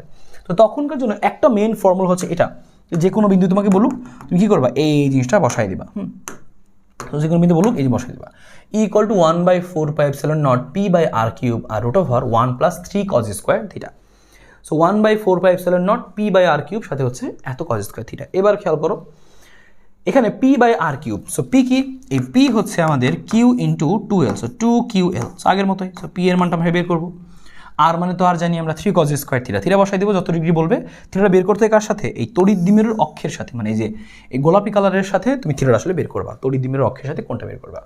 যদি তোমাকে দেয় অক্ষের উপরে, তার মানে কি 0 ডিগ্রি, 0 ডিগ্রি বসালেন কত আসবে, এটা আসবে E = 1/4πε0 2p by r cube. যদি 90 ডিগ্রি বলে 90 বসাবা, যা আসবে তাই। 40 ডিগ্রি বললে 45 ডিগ্রি বলে বসাবা, যা আসবে তাই, শেষ। তুমি বিশেষ করে দুইটা খালি মনে রাখবা, একটা হচ্ছে অক্ষের উপরে স্পেশালি, হ্যাঁ, আরেকটা হচ্ছে কি যে কোনো বিন্দুতে। তাহলে যে কোনো বিন্দুর সূত্র কি, p বাই r কিউব সাথে হচ্ছে √1 + 3 cos স্কোয়ার থিটা। আর এখানে কি আসবে 1/4πε0 2p বাই r কিউব। একটা জিনিস লক্ষণীয় এখানেও যে e এর সাথে আসলে সম্পর্ক কি দেখতে পাচ্ছি আমরা, r এর কিউবের, কারণ নর্মালি যখন প্রাবল্য বের করতাম তখন সম্পর্ক আসতো কি স্কোয়ারের, কিন্তু এখন কি কিউব চলে আসছে। সো এই দুইটা ব্যাপার কিন্তু লক্ষণীয়, যে e এর সাথে r এর সম্পর্ক কিউব এবং v এর সাথে r এর সম্পর্ক স্কোয়ার। That's it. সো আশা করি এটুকু আমরা বুঝতে পেরেছি এখান থেকে। এরপরে যে লাস্ট জিনিস হচ্ছে গাউসের সূত্র। তুমি এটা ক নম্বরের জন্য একটু পড়ে রাখবা যে গাউসের সূত্রটা আসলে কী করে। তার আগে তুমি এখানে তড়িৎ ফ্লাক্সটা পড়ে রাখবা, পরীক্ষাতে ক নম্বরে আসে। সো গাউসের সূত্র দিয়ে কী করা যায় দেখো, আমি একটু বিবৃতিতে তোমাকে জাস্ট বোঝাই দিই। কোনো তড়িৎ ক্ষেত্রে অবস্থিত কোনো বদ্ধ কল্পিত তলের তড়িৎ ফ্লাক্স, হ্যাঁ, বদ্ধ কল্পিত তলের তড়িৎ ফ্লাক্স ওই তল দ্বারা বেষ্টিত মোট আধানের 1/ε0 গুণের সমান হয়। তার মানে কোনো একটা বদ্ধ কল্পিত তলের মধ্যে, হ্যাঁ, একটা বদ্ধ কল্পিত তলে কি আছে, কি পরিমাণে আধান আছে সেটা কিভাবে বুঝবো? সেটা হচ্ছে এখান থেকে যে তড়িৎ ফ্লাক্স বের হচ্ছে, যে পরিমাণ তড়িৎ ফ্লাক্স বের হচ্ছে, সেই তড়িৎ ফ্লাক্সটা কি হবে বলতে দেখো, এখান থেকে যে পরিমাণ তড়িৎ ফ্লাক্স বের হচ্ছে সেই তড়িৎ ফ্লাক্সটা হবে কি, সেই তড়িৎ ফ্লাক্সটা হবে কি, এখানে যে পরিমাণে চার্জ আসে আসলে তার 1/ε0 গুণের সমান।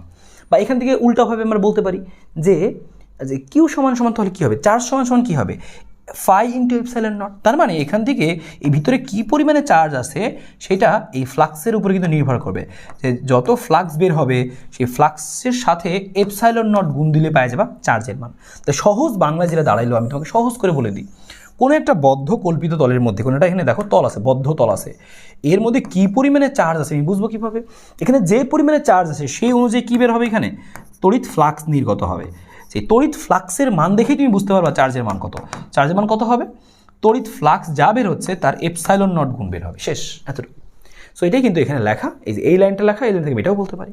সো ক নম্বর জন্য এটা মুখস্থ রাখবা, এখান থেকে তোমার তেমন কোনো বেশি প্যারা খেতে হবে না। এই যে এককগুলো একটু মনে রাখতে পারো, স্কেলার রাশি এবং ওয়েবার হচ্ছে কি ফ্লাক্সের একক। সো গেল আমাদের। সো এই ছিল আমাদের এখানকার প্রথম অংশটুকু, আমরা এখান থেকে সূত্রগুলো খুব ভালো মতো বুঝলাম। এখন আমরা স্পেশালি দেখবো যে কোন অঙ্কগুলো করলেই তোমার এখান থেকে মোটামুটি সবগুলো তুমি আসলে কমন পাবা, বা সমস্ত অঙ্কের টাইপগুলো কাভার হবে, কোন 5 থেকে 6টা অঙ্ক করলেই তোমার সব ক্লিয়ার। তো তুমি সেই 5 থেকে 6টা অঙ্ক আগে করবা হাতে কলমে, এবার তুমি সমস্ত তুমি টেস্ট পেপারের ধারকতে সমস্ত অঙ্ক তোমার দিয়ে রাখছে, তুমি প্র্যাকটিস করো, হয়ে যাবে, ঠিক আছে। সো চলো আমরা এখন দেখা শুরু করি হচ্ছে এই ওয়ান শট কোশ্চেনের উত্তর। আমরা এই ওয়ান শট কোশ্চেনগুলো শুরু করি। সো এই ওয়ান শট কোশ্চেন দেখো আমরা প্রশ্নগুলো কীভাবে সাজিয়েছি। সো দেখো এইখানে আমাদের একটা যে ধারক দেওয়া আছে, একটা তুল্য ধারক আমরা এখান থেকে বের করতে পারবো, কয়েকটা ধারকের একটা সমবায় আছে। সো এই ধারকগুলো যদি তোমাকে জিজ্ঞেস করতে পারে এটা তুল্য ধারক, দেখো কী কী প্রশ্ন আসতে পারে এখান থেকে। সাধারণত গ নাম্বারের জন্য আসলে এই প্রশ্নগুলো হয়ে থাকে, যেমন তোমাকে জিজ্ঞেস করতে পারে তুল্য ধারকত্ব কত, মোট চার্জ কত, প্রতি ধারকের মধ্যে কি পরিমাণে চার্জ প্রবাহিত হবে। তার মানে খেয়াল করো যে তুল্য ধারকত্ব, বা তোমাকে জিজ্ঞেস করতে পারে এইটার মধ্যে মোট কি পরিমাণে চার্জ যাচ্ছে সেটা কত, প্রতিটি ধারকের মধ্যে প্রবাহিত চার্জ, এর মধ্যে কত চার্জ, এর মধ্যে কত চার্জ গেল, এর মধ্যে কত চার্জ গেল, কত চার্জ গেল, শুধু চার্জ না, চার্জের সাথে আরও জিজ্ঞেস করা হচ্ছে বিভব, এখানে এর মধ্যে ওর মধ্যে কি কত বিভব আছে সেটাও জিজ্ঞেস করে এখান থেকে, ঠিক আছে। সো এরকম যে চার্জ কত, বিভব কত, প্রত্যেকটা ধারকের মধ্যে চার্জ কত, বিভব কত, এবং প্রত্যেকটা ধারকের মধ্যে সঞ্চিত শক্তি, এগুলো ঘতেও আসে। সো তোমাকে শিখতে হবে স্পেশালি, বাকিগুলো সহজ, তোমাকে মেনলি শিখতে হবে হচ্ছে 3 নাম্বারটা এবং হচ্ছে 5 নাম্বারটা, যে প্রতিটি ধারকের মধ্যে চার্জ কত, প্রতিটি ধারকের দুই প্রান্তে বিভব পার্থক্য কত, এবং প্রতিটি ধারকের সঞ্চিত শক্তি কত। টোটাল সঞ্চিত শক্তি তুমি তো বের করতে পারবা, কিন্তু প্রতিটা আলাদা আলাদা ধারকের সঞ্চিত শক্তি কত, এই 3টা জিনিস স্পেসিফিক তুমি শিখে ফেলো, তোমার এখান থেকে কোনো প্যারা খেতে হবে না, প্রশ্নগুলো খুব সহজেই পারবা। আমি একদম সিকিউ প্রশ্নগুলো একদম ডিরেক্ট প্রশ্ন আকারে তোমাকে দেখাবো, তার আগে এই প্রশ্নগুলো আমরা সলভ করে নিই। তো চলো আমরা তাহলে এখান থেকে শুরু করছি, আমরা এই ওয়ান শট কোশ্চেনের সলিউশনগুলো শুরু করি। প্রথমত তুমি খেয়াল করো, তোমাকে জিজ্ঞেস করছো এখান থেকে প্রথমটা, হ্যাঁ প্রথমটা কি বলছে, বলছে তুল্য ধারকত্ব কত। প্রথম এই যে তুমি দেখতে পাচ্ছ সব কিছু, আমি তোমাকে একটু মার্ক করে দেখাই, এটা হচ্ছে আমাদের দেখো 10 ভোল্ট লেখা, তার মানে কি এটা আমাদের বিভব দেওয়া আছে, ঠিক আছে, এটা আমাদের বিভব দেওয়া, ঠিক আছে, এটা হচ্ছে আমাদের বিভব দেওয়া।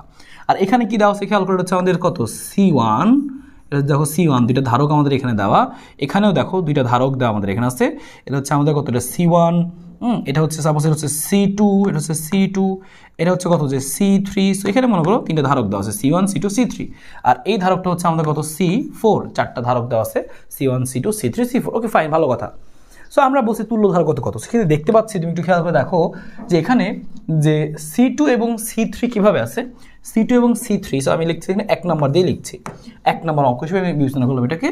সো লিখে নেব আমরা একটু ছোটো করে যে C2 এবং C3 সমান্তরালে, তো লিখে নাও C2 ও C3 সমান্তরালে যুক্ত থাকায়, C2 ও C3 সমান্তরালে যুক্ত, সমান্তরালে যুক্ত। সুতরাং এখানকার তুল্য ধারকত্ব কী হবে, তুল্য ধারকত্ব CP সমান সমান কী হবে, যে সমান্তরাল থেকে যোগ করতে হয়, তাহলে কী লিখবো আমরা, C2 যোগ হচ্ছে কত C3, C2 যোগ হচ্ছে C3। এখন কি করবো আমরা, C2 এর মানটা কত, দেখো 15 লেখা আছে, সুতরাং আমরা এখান থেকে লিখবো CPটা পেয়ে যাচ্ছি, CPটা কত, একটা হচ্ছে আমাদের 15, একটা হচ্ছে আমাদের 15 যোগ C3 কত, সেটা হচ্ছে আমাদের কত 10, এটা হচ্ছে আমাদের কত 10। সো 15 যোগ হচ্ছে 10, তো হিসাব করলে আমরা কত পাবো এখানে, 15 যোগ 10 করলে কত পাবো যে 25। So 25 microfarad, so 25 microfarad. একটা জিনিস আমাদের গেল এখানে 25 মাইক্রোফ্যারাড। এরপরে কি বলছে দেখো, C1 এই CP C4 এর সবাই কীভাবে আছে, আবার সবাই শ্রেণীতে আছে। সো আবার লিখবো আমরা, এক্ষেত্রে আমি আরও দেখতে পাচ্ছি কি যে, আবার আমি কি দেখতে পাচ্ছি যে এখানকার আমাদের সিপি, তার সাথে আছে C1 এবং তার সাথে আছে C4 শ্রেণীতে যুক্ত। এরা সবাই হচ্ছে শ্রেণীতে যুক্ত, এরা সবাই শ্রেণীতে যুক্ত। তো এদের সবাই যদি শ্রেণীতে যুক্ত থাকে তাহলে সেক্ষেত্রে আমাদের কি হবে? সেক্ষেত্রে আমরা জানি লিখতে পারবো হচ্ছে আমরা কিন্তু 1/CS ইকুয়াল টু কি লিখবো আমরা এখানে, যে 1/C1 যোগ হচ্ছে কত 1/CP 1/C4 সরি, আমরা কি লিখবো এখানে 1/C4। সো এখন যদি এই সবগুলোর মান একটু এখান থেকে তুমি বসায় দাও, হ্যাঁ, বসায় দাও কি আসবে দেখো, যে এত প্লাস হচ্ছে কত 1/C4। এখান থেকে তুমি হিসাব করবে কি সিএসটা বের করবা। সো আমি লিখে দিচ্ছি একেবারে সিএস, তাহলে আসবে কত দেখো 1/C1 এর মানটা কত, C1 এর মানটা লেখা আছে আমাদের শুরুতে 5, সো 5 লেখা আছে। আর সিপি এর মানটা আমরা মাত্র বের করলাম, কত হচ্ছে 25, সেখানে লিখবো আমরা কত 25 লিখবো আমরা। আর C4টাও লেখা আছে দেখো 20, লিখবো হচ্ছে আমরা 20 লিখবো আমরা। এটা 1/CS ছিল, মনে করে তোমাকে এই কাজটা করতে হবে, যেটা 1/CS ছিল এখান থেকে CS যখন বের করবা তখন হবে এত ইনভার্স 1। হ্যাঁ, সো তুমি এখান থেকে লিখে ফেললা, সুতরাং এখানে তুমি একটা মান পেয়ে যাবা, যে CS সমান এটাকে উল্টায় দিবা যখন তুমি একটা কিন্তু মান পাবা। মাইক্রোফ্যারাড ছিল, তাহলে মাইক্রোফ্যারাডই থাকবে একক। সো তুল্য ধারকত্ব বের করা শেষ। তোমাকে 1 নম্বর ছিল তুল্য ধারকত্ব বের করো, তো সেটা আমরা বের করে ফেলেছি। তুল্য ধারকত্ব কত? তোমার পরীক্ষায় গ নম্বর যখন আসবে সেটা তুল্য ধারকত্ব সরাসরি জিজ্ঞেস না করে তোমাকে বলতে পারে যে কাজ করো, যে এই যে বর্তনীটা দেখতে পাচ্ছ, এই বর্তনীতে মোট কি পরিমাণে চার্জ প্রবাহিত হচ্ছে, মোট চার্জের মানটা বের করো। তোমাকে সেটা জিজ্ঞেস করতে পারে, যেখানে মোট চার্জের মানটা বের করো। তখন তুমি কি করবা, মোট তুল্য ধারকত্বকে বের করবা, তারপরে লিখবা সুতরাং মোট চার্জ, যে বর্তনীতে যে চার্জ প্রবাহিত হচ্ছে সেটা মোট প্রবাহিত চার্জ। তাহলে আমরা লিখবো হচ্ছে এরকম, যে মোট প্রবাহিত চার্জ। সো মোট প্রবাহিত চার্জ, সো মোট প্রবাহিত চার্জ কি হবে, মোট প্রবাহিত চার্জ হবে হচ্ছে আমাদের যে কিউ। সো কিউ সমান হচ্ছে কি হবে, যে সি, এটা হচ্ছে CS ছিল ইন্টু ভি। মোট প্রবাহিত চার্জ হবে কিউ সমান CV। আমরা শিখেছিলাম যে সি গুলো কিউ বাই ভি, কিউ সমান CV। সো এখানে আমরা কিউ সমান CS কেন লিখলাম, কারণ তুল্য ধারক এবং হচ্ছে এখানকার টোটাল বিভব। সো আমি যদি এখানে মানগুলো বসায় দিই, তুমি দেখো পেয়ে যাবা হচ্ছে কত, প্রবাহিত মোট চার্জ। সো এখানে প্রবাহিত মোট চার্জ কিউ সমান CS এর মানটা কত, এখানে আমাদের একটা ভ্যালু আসবে, হ্যাঁ। আর ভি কত, ভি এর মানটা হচ্ছে 10 ভোল্ট, ভি এর মানটা হচ্ছে 10 ভোল্ট, ঠিক আছে, ভি এর মানটা হচ্ছে 10 ভোল্ট।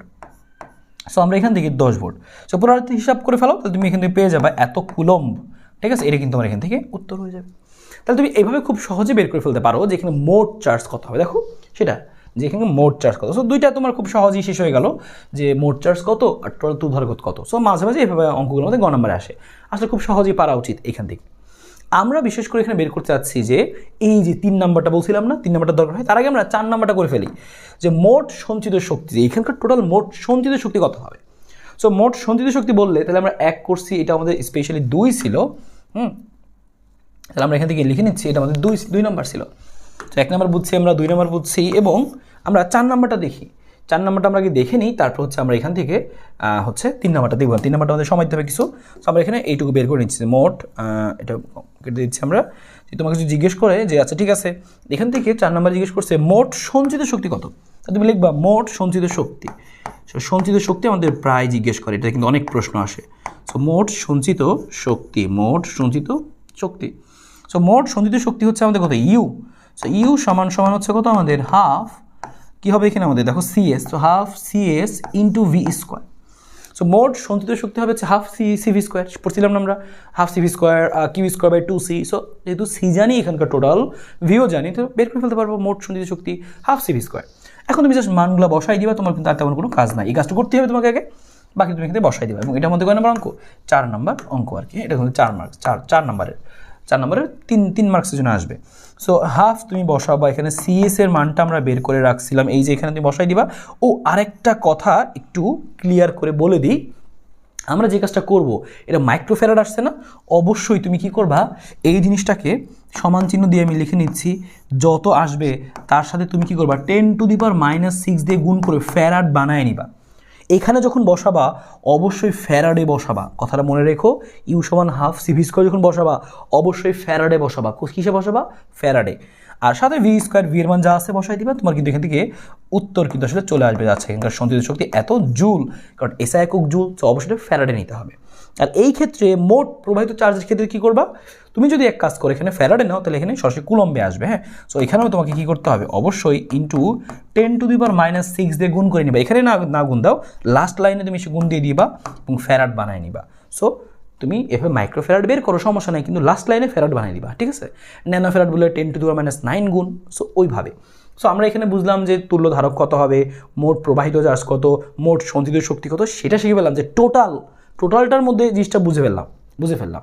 কিন্তু আমাদের স্পেশালি এখন দেখতে হবে হচ্ছে এই যে ইন্ডিভিজুয়ালগুলা, এর মধ্যে চার্জ কত, এর দুই প্রান্তে বিভব কত, এর মধ্যে সঞ্চিত শক্তি কত, এই তিনটা জিনিস শিখতে হবে এখন স্পেশালি, তাহলে তোমার কাজ শেষ। সো আমরা প্রথমে শিখবো হচ্ছে ধারকের মধ্যে প্রবাহিত চার্জ। সো এই প্রতিটি ধারকের মধ্যে আমরা বিভবটা আগে শিখবো, যে বিভব, সে প্রতিটি ধারকের দুই প্রান্তে বিভব। সো দু প্রান্তে বিভব, সো প্রতিটি ধারকের দু প্রান্তে বিভব, সো প্রতিটি ধারকের দু প্রান্তে বিভব, সো প্রতিটি ধারকের হচ্ছে দু প্রান্তে বিভব। সো এটা আমাদের গেল একটা জিনিস। তারপর আমাদের কী লাগবে, আরটা লাগবে হচ্ছে চার্জ কত, আর লাগবে হচ্ছে সঞ্চিত শক্তি, প্রতিটি ধারকের সঞ্চিত শক্তি। এই তিনটা জিনিস তোমাকে শিখতে হবে। হ্যাঁ, তাহলে তোমার এখানে একদম ক্যালকুলেশনের জিনিসটুকু শেষ হয়ে যাবে, বাকিগুলো একদম খুব সহজেই পারতেছো। তার মানে এই 3 নাম্বারটা তোমার জন্য খুবই ইম্পর্টেন্ট। হ্যাঁ, কারণ একটু বুঝে আসলে করতে হয়, 3 নাম্বারটা খুবই ইম্পর্টেন্ট। এই বুঝাবুঝি তুমি বুঝে ফেলো, তাহলে তোমার কিন্তু প্যারাটা অনেক কমে যাবে।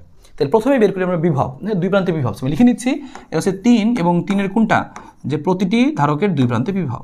সো দুই প্রান্তে বিভব, সো দুই প্রান্তে, সেটা হচ্ছে দুই প্রান্তে বিভব। সো দুই প্রান্তে বিভব, সো প্রতিটি ধারকের দুই প্রান্তে বিভব। সো আমরা সেই বের করতে চাই। সো ধারক কী আছে তুমি দেখতে পাচ্ছ, একটা আছে C1, একটা হচ্ছে C2, C3, একটা আছে C4। সো ভিন্ন ধারক আমাদের এখানে আছে। সো আমরা প্রথমে বের করতে যাচ্ছি C1 নামে যে ধারকটা আছে, সেই ধারকের ফ্যারাড হচ্ছে 5 মাইক্রোফ্যারাড। এই ধারকের দুই প্রান্তে হচ্ছে বিভবটা কত, এটা বের করতে যাচ্ছি আমরা, ঠিক আছে। C1 ধারকের দুই প্রান্তে বিভব, সো লিখে ফেলবো আমরা, এক লাইনে করা শিখে ফেলবো আমরা। সো তোমার জন্য ইজি করে দিচ্ছি, তুমি যখন এরকম ধারকের দুই প্রান্তে বিভব বের করতে যাবা, শুরুতেই দেখবা যে ও শ্রেণীতে আছে না সমান্তরালে আছে। যদি শ্রেণীতে থাকে খুবই সহজ, সমান্তরালে থাকলে আরও সহজ। সো আমরা সেটা লিখে ফেলি। সো দেখতে পাচ্ছি আমরা C1 লিখবো, আমরা এখানে C1 এর দুই প্রান্তে বিভব।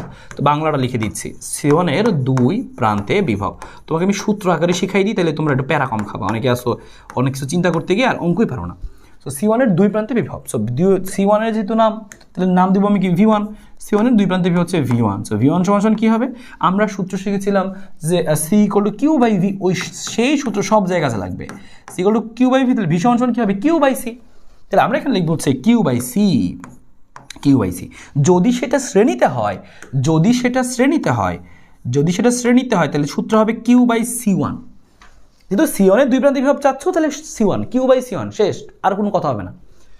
যেহেতু এটা কি শ্রেণীতে, আমি ছোটো করে লিখে নিই যে এটা জিনিসটা কোথায়, যেহেতু শ্রেণীতে, তাহলে তুমি এই কাজটা করবা। শ্রেণীর বেলায় এই কাজটা হয়। সো শ্রেণীর বেলায় কী করতে হয়, এরকম এই কাজটা করতে হয়। শ্রেণীর আরও একটা করে দেখাই, তোমার বুঝতে খুব সহজ হবে।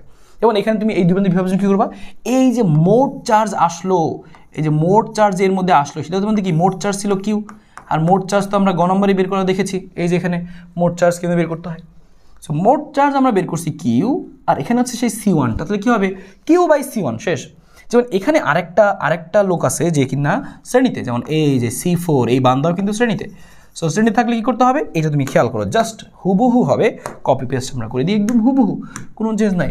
তোমাকে বলছি আমি এখন যে হচ্ছে যে এবার কী বলছি তোমাকে, মান পরে বসাই আমি, তোমাকে বললাম C4। হ্যাঁ, তোমাকে বললাম আমি যে C4 এর দুই প্রান্তে বিভব, তো লিখুন সেখানে যে C4 এর দুই প্রান্তে বিভব কী হবে, তাহলে V4 নাম দিব আমরা, V4। C4 এর দুই প্রান্তে বিভব V4, তাহলে V4 সমান কী হবে, V4 সমান হবে Q/C4, শেষ।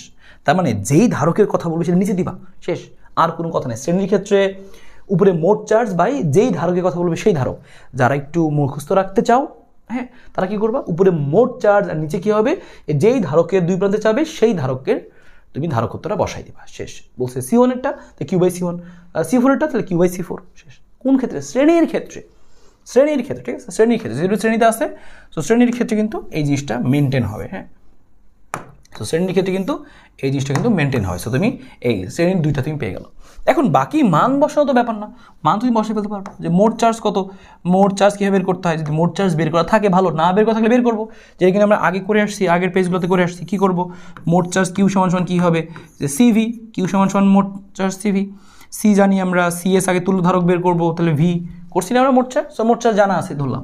সো মোট চার্জটা তুমি এখানে বসাই দিবা, অবশ্যই ফ্যারাডে বসাই দিবা, যে সামথিং এন যত আসবে এটা ফ্যারাডে বসাবা মানটা, ফ্যারাডে অবশ্যই। আর এখানে C1 এর মানটা কত দেখো, C1 এর মানটা হচ্ছে 5, তাহলে এটাও কি তুমি কী করবা, সরি কিউ তো আমাদের বসবে হচ্ছে ফ্যারাড না, কিউ বসবে এই C1টাকে বসবে ফ্যারাডে, আর কিউ তো আমাদের চার্জ কুলম্বে বসবে, সেটা কুলম্বে বসাবা, আর C1 এটা অবশ্যই ফ্যারাডে বসাবা, ঠিক আছে। এরা মনে করো 5 আছে, তো তুমি বসাই দিবা কত, 5 × 10⁻⁶, এভাবে ফ্যারাডে তুমি বসাই দিবা, C1টাকে ফ্যারাডে বসাই দিবা, আর উপরেটা তোমাদের কুলম, এত কুলম, ঠিক আছে, অবশ্যই কুলম্বে বসাই দিবা সামথিং, চলে আসবে এত ভোল্ট, টান, কোনো কথা হবে না। C4টা কী হবে, সেম একইভাবে এখানে কিউ এর যে মানটা আছে সেটা তুমি বসাবা, এখানে যে মানটা আছে তুমি সেটা বসাবা, কুলম্বে বসাবা। C4 এর মানটা কত, 20, তো মাইক্রোফ্যারাড আছে, অবশ্যই ফ্যারাড নিব, 10⁻⁶, ঠিক আছে, ডান। সো হয়ে গেল, তোমার এখানটা ভোল্ট চলে আসলো, এখানে কোনো প্যারা নেই, এত ভোল্ট, একক কী হবে, এত ভোল্ট, হ্যাঁ একক এত ভোল্ট, এত ভোল্ট, শেষ। এবার তোমাকে জিজ্ঞেস করছে হচ্ছে আরেকটা তো আছে, আরও দুইটা আছে, যেমন C2 এবং C3, এগুলা কীভাবে কী করবো, তাহলে খেয়াল করো, এটা হচ্ছে আমাদের C2 এবং আরটা হচ্ছে আমাদের কত, C3, তাহলে এই C2 এবং C3 এরা কীভাবে আছে দেখো, C2 এবং C3 আছে হচ্ছে এরা সমান্তরালে, যেহেতু সমান্তরালে আছে, একটা কথা শিখাইছিলাম, সমান্তরালে দুই প্রান্তে বিভব সেম থাকে, সমান্তরালে বিভব সেম থাকে, তো সমান্তরালে যদি বিভব সেম থাকে তাহলে আমরা কী করবো, লিখে নিয়ে এখানে আসো যে সমান্তরালে বিভব সেম, তাহলে শ্রেণী, আর এটা হচ্ছে আমাদের কি সমান্তরাল, স্পেশালি সমান্তরাল, সেটা হচ্ছে আমাদের কি সমান্তরাল, এটা হচ্ছে আমাদের স্পেশালি হচ্ছে সমান্তরাল, স্পেশালি হচ্ছে আমাদের সমান্তরাল,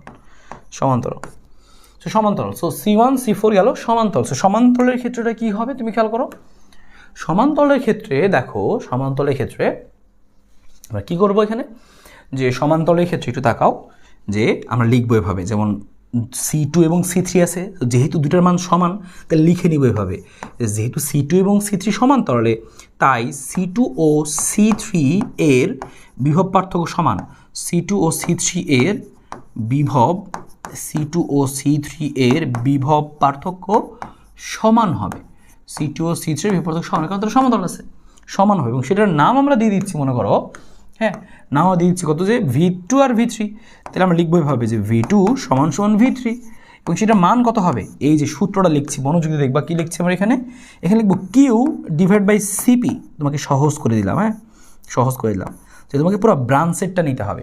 তুমি এই দেখো, এই হলুদ প্রান্তটা কি, এই যে এই C2 আর C3 এর একটা প্রান্ত, আর এই C2 আরেকটা হলুদ প্রান্ত হচ্ছে এটা, তো এই যে দুইটা হলুদ প্রান্তের তোমাকে পরীক্ষা এভাবে দাগাই দিতে পারে, বলতে পারে A বিন্দু B বিন্দু, সো A আর B এর মধ্যে বিভব পার্থক্য কত, সো A আর B এর মধ্যে যারা আছে এত সমান্তরালে আছে, সো তোমাকে যদি এটাও জিজ্ঞেস করতো, AB জিজ্ঞেস না করে বলতো C2 এর বিভব পার্থক্য কত বলো, C3 এর বিভব পার্থক্য কত বলো, একই উত্তর, এদের দুজনের বিভব পার্থক্য উত্তর যা হয়তো, এদের দুজনের বিভব পার্থক্য উত্তর একটাই, অথবা AB এর বিভব পার্থক্য একটাই হবে। সো এই তিনটা যে দেখালাম, তিনটারই বিভব পার্থক্য সেম, কারণ সমান্তরালে আছে, তাহলে দুইজনের বিভব পার্থক্য যা, আর মোট দুইজনের বিভব পার্থক্য আসলে তাই। সো এখানে বের করবো কীভাবে, Q/CP, সহজ কথা, কিউ মানে কি, কিউ মানে হচ্ছে মোট চার্জ, যেটা মোট চার্জ এত কুলম্ব বের করছি আমরা, Q = CV হয়েছে, গণনা বের করছি, আর গণনা বের না করা থাকলে এখানে বের করতে হবে আগে। আর সিপি কত, সিপি হচ্ছে ওই যে যেখানে তারা যে ব্রাঞ্চে আছে সেই ব্রাঞ্চের তুল্যধারক, ব্রাঞ্চ আছে 15 আর 10, কত বসবে এখানে 25 বসবে, 25 × 10⁻⁶, এরকম, বুঝতে পারলো, তাহলে চলে আসবে কি এত ভোল্ট, শেষ।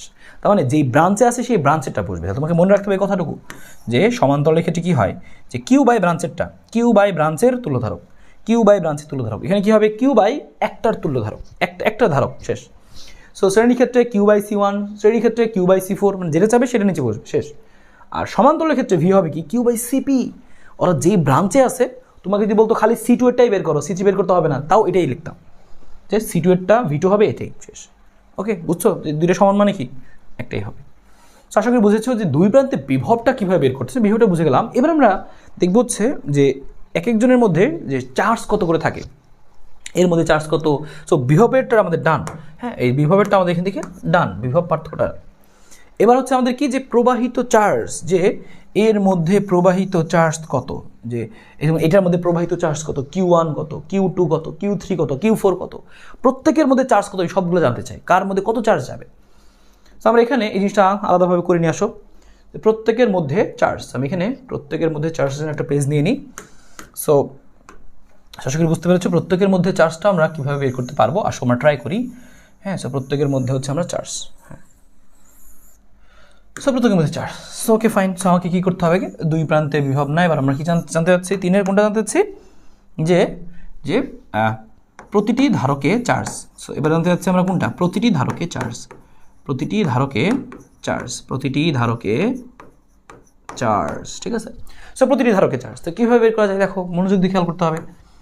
এবার আমরা কি করব, প্রথমত দেখবো কারা শ্রেণীতে আছে, যেমন Q1, তো লিখবো Q1 যেহেতু শ্রেণীতে, তো যারা শ্রেণীতে থাকে সো আমি প্রত্যেকটা জন্য লিখবো যে Q1 এর Q1 বলতে কি C1, আমাদের জিনিসটা তো C1 তাই না, লিখে নিচ্ছি আমি C1 এর মধ্যে প্রবাহিত চার্জ, C1 এর মধ্যে আমি চারটায় বের করে দেখাই তোমাকে, C1 এর মধ্যে প্রবাহিত চার্জ, C1 এর মধ্যে প্রবাহিত চার্জ। এখন তোমাকে দেখতে হবে C1 এর মধ্যে যদি প্রবাহিত চার্জ, তাহলে সেই C1 এর মধ্যে চার্জটা কত। মনে রাখবা তুমি যখন এরকম আসবে তুমি সবার আগে খেয়াল করবা ও কি শ্রেণীতে না সমান্তরালে আছে, তো দেখবা এবং তুমি দেখে বুঝলা যে শ্রেণীতে আছে তাই না, সো ও শ্রেণীতে আছে, তাহলে C1 শ্রেণীতে আছে। C1 যেহেতু শ্রেণীতে আছে তাহলে দেখো এখানে যে মোট চার্জ আসতেছিল এই মোট চার্জই এর মধ্যে দিয়ে ঢুকবে, তার মানে C1 এর মধ্যে চার্জ কত হবে, মোট চার্জটা এর মধ্যে দিয়ে যাবে। তো যারা শ্রেণীতে আছে শ্রেণীতে মোট চার্জ একই থাকবে, তার মানে যারা যারা শ্রেণীতে সবার মধ্যে মোট চার্জ যাবে, যারা যারা শ্রেণীতে তাদের মধ্যে মোট চার্জ যাবে। আর মোট চার্জ তো আমরা আগেই বের করে শিখছি, মোট চার্জ কত, যে মোট Q সমান এই যেটা হবে এটা হচ্ছে মোট চার্জ, হ্যাঁ মোট চার্জ। তো যারা শ্রেণীতে তাদের মধ্যে মোট চার্জ যাবে, বাংলা কথা বুঝছো। তাহলে C1 এর মধ্যে প্রবাহিত চার্জ কী হবে আমাদের, যে Q1, এবং Q1 এর মান কত হবে, মোট চার্জ, Q1 সমান কী হবে, মোট চার্জ, কারণ সে শ্রেণীতে আছে, বাংলা কথা। এবং সেটা লিখি আমরা, মোট চার্জটা কী হবে, Q সমান কত, CV CS ইন্টু V, আগে আমরা সেই সমস্ত কিছু বের করে শিখে আসছি, তাই না, গণনাবারিতে করছি আমরা তাই না। সো Q1 এর মানটা কত হবে আমাদের এখানে, CS এর মানটা আমরা সব তো আগে বের করছি, যেটা সমান্তরাল শ্রেণী, আর ভোল্টেজের মান কত আছে আমাদের এখানে 10। সো আমি এখানে জাস্ট মানটা বসায় রাখতে, CS ইন্টু ভোল্টেজ কত আছে 10। সো আমি সিএসটা বসাইলাম না, আমি তো অলরেডি গ নম্বরে সিএস বের করছি, তুলোধারক বের করছি তাই না। সো আর বসাইলাম না এখানে, Q1 শেষ, তাহলে Q1 হবে কি, মোট চার্জ শেষ। সেম একইভাবে তুমি দেখো C4টাও কিন্তু সেভাবে আছে, শ্রেণীতে আছে, তাহলে C4 এর মধ্যে চার্জও কত হবে, সেম, তাহলে C4 এর মধ্যে প্রবাহিত চার্জ, C4 এর মধ্যে প্রবাহিত, C4 এর মধ্যে প্রবাহিত চার্জ।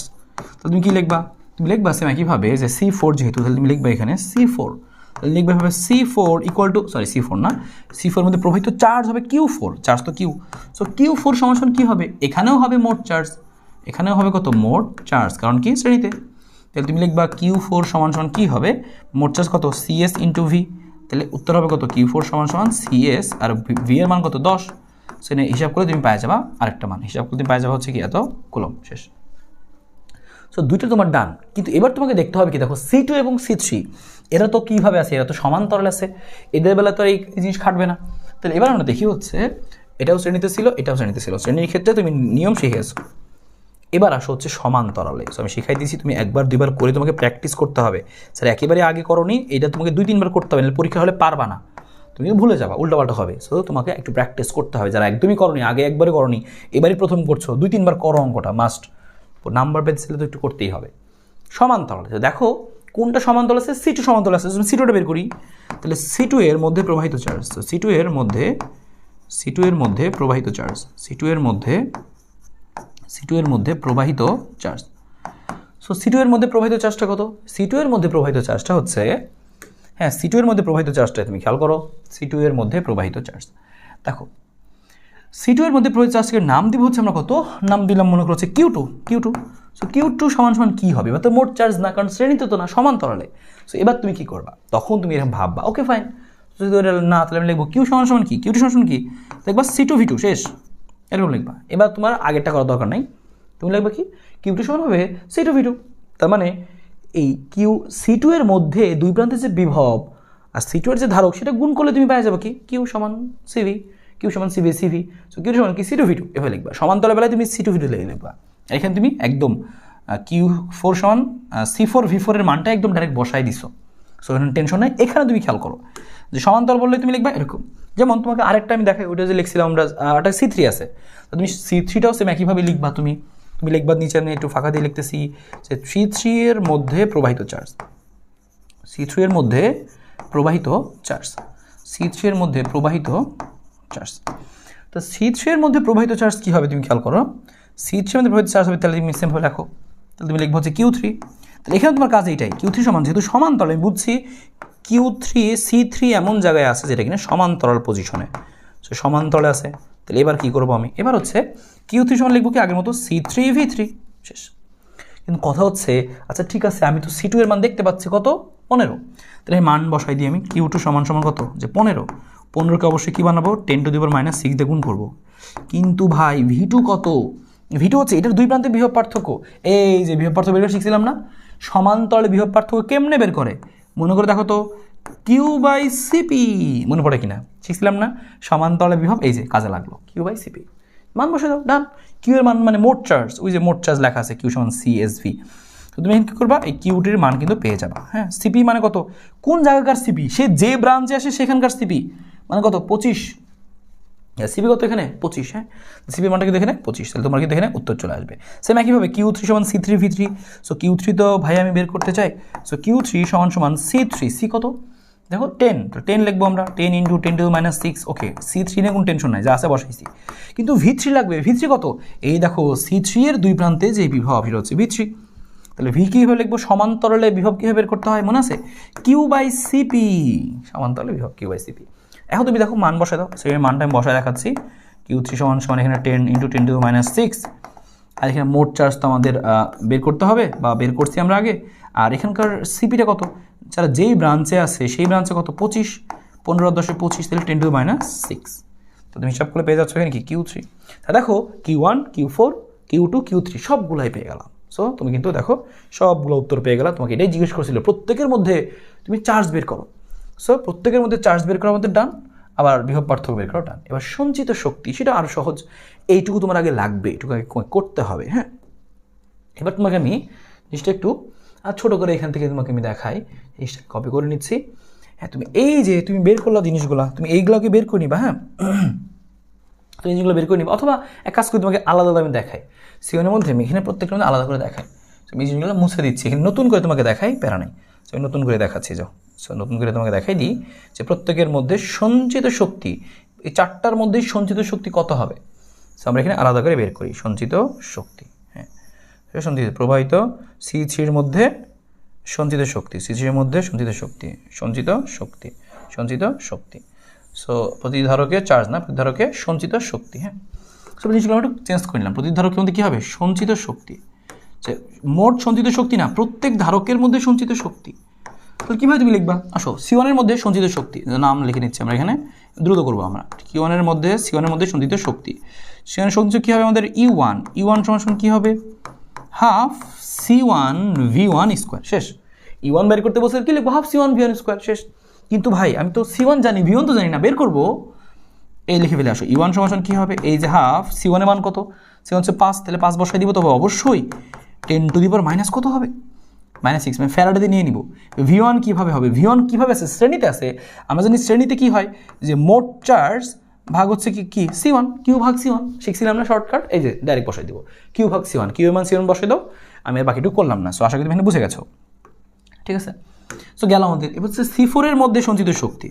সো C4-এর মধ্যে সঞ্চিত শক্তি দেখা যাক, আরেকবার ট্রাই করো, দেখো পারো কিনা। এবার তুমি খেয়াল করো, C4 সঞ্চিত U4 লিখলাম, আমি দেখলাম শুধু লিখলাম হাফ C4V4², হাফ CV²। মান বসাবো আমরা যখন, তখন খেয়াল করো হাফ থাকলো, C4 কত হবে, C4 তো লেখা আছে 20, তাহলে 20 × 10⁻6। V4 কত, V4 তো জানি না ভাইয়া, কিন্তু V4টা কীভাবে বের করতে পারি আমি, যেহেতু দেখবো যে আমাদের C4টা কীভাবে আছে, শ্রেণীতে আছে, আর শ্রেণীতে ভি বের করার সহজ সূত্র আমরা জানি, কীভাবে বের করতে হয়, এই যে বের করতে হয় Q/C4, মনে পড়ে কিনা, শিখছিলাম আমরা শ্রেণীর বেলায়।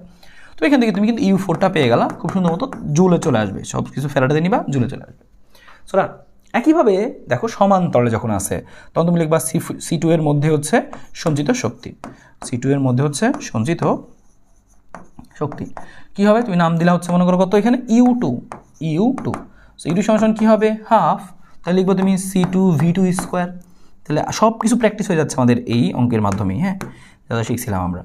সো ওকে, তাহলে আমি মান বসাই দিচ্ছি, U2 সমান হচ্ছে কত, হাফ, C2-এর মান কত, C2-এর মানটা হচ্ছে আমাদের সরাসরি 15 বসাই দেবো, কোনো টেনশন নাই।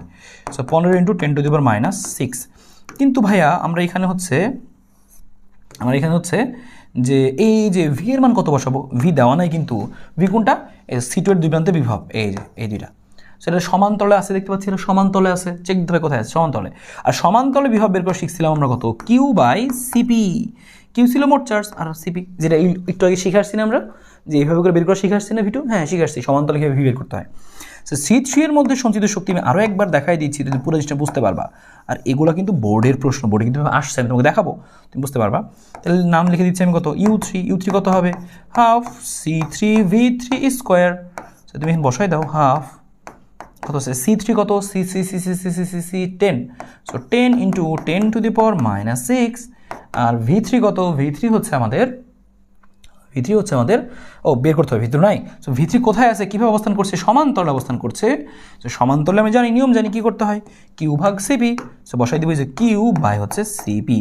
হ্যাঁ, একটা জিনিস খেয়াল করো, গুরুতর ভুল হয়ে গেছে, সেটা হচ্ছে স্কোয়ার কিন্তু দেয়নি, হাফ CV স্কোয়ার, এই যে স্কোয়ার, তারপর হচ্ছে হাফ CV স্কোয়ার, অবশ্যই স্কোয়ারটা দিতে হবে, হাফ CV স্কোয়ার, ঠিক আছে।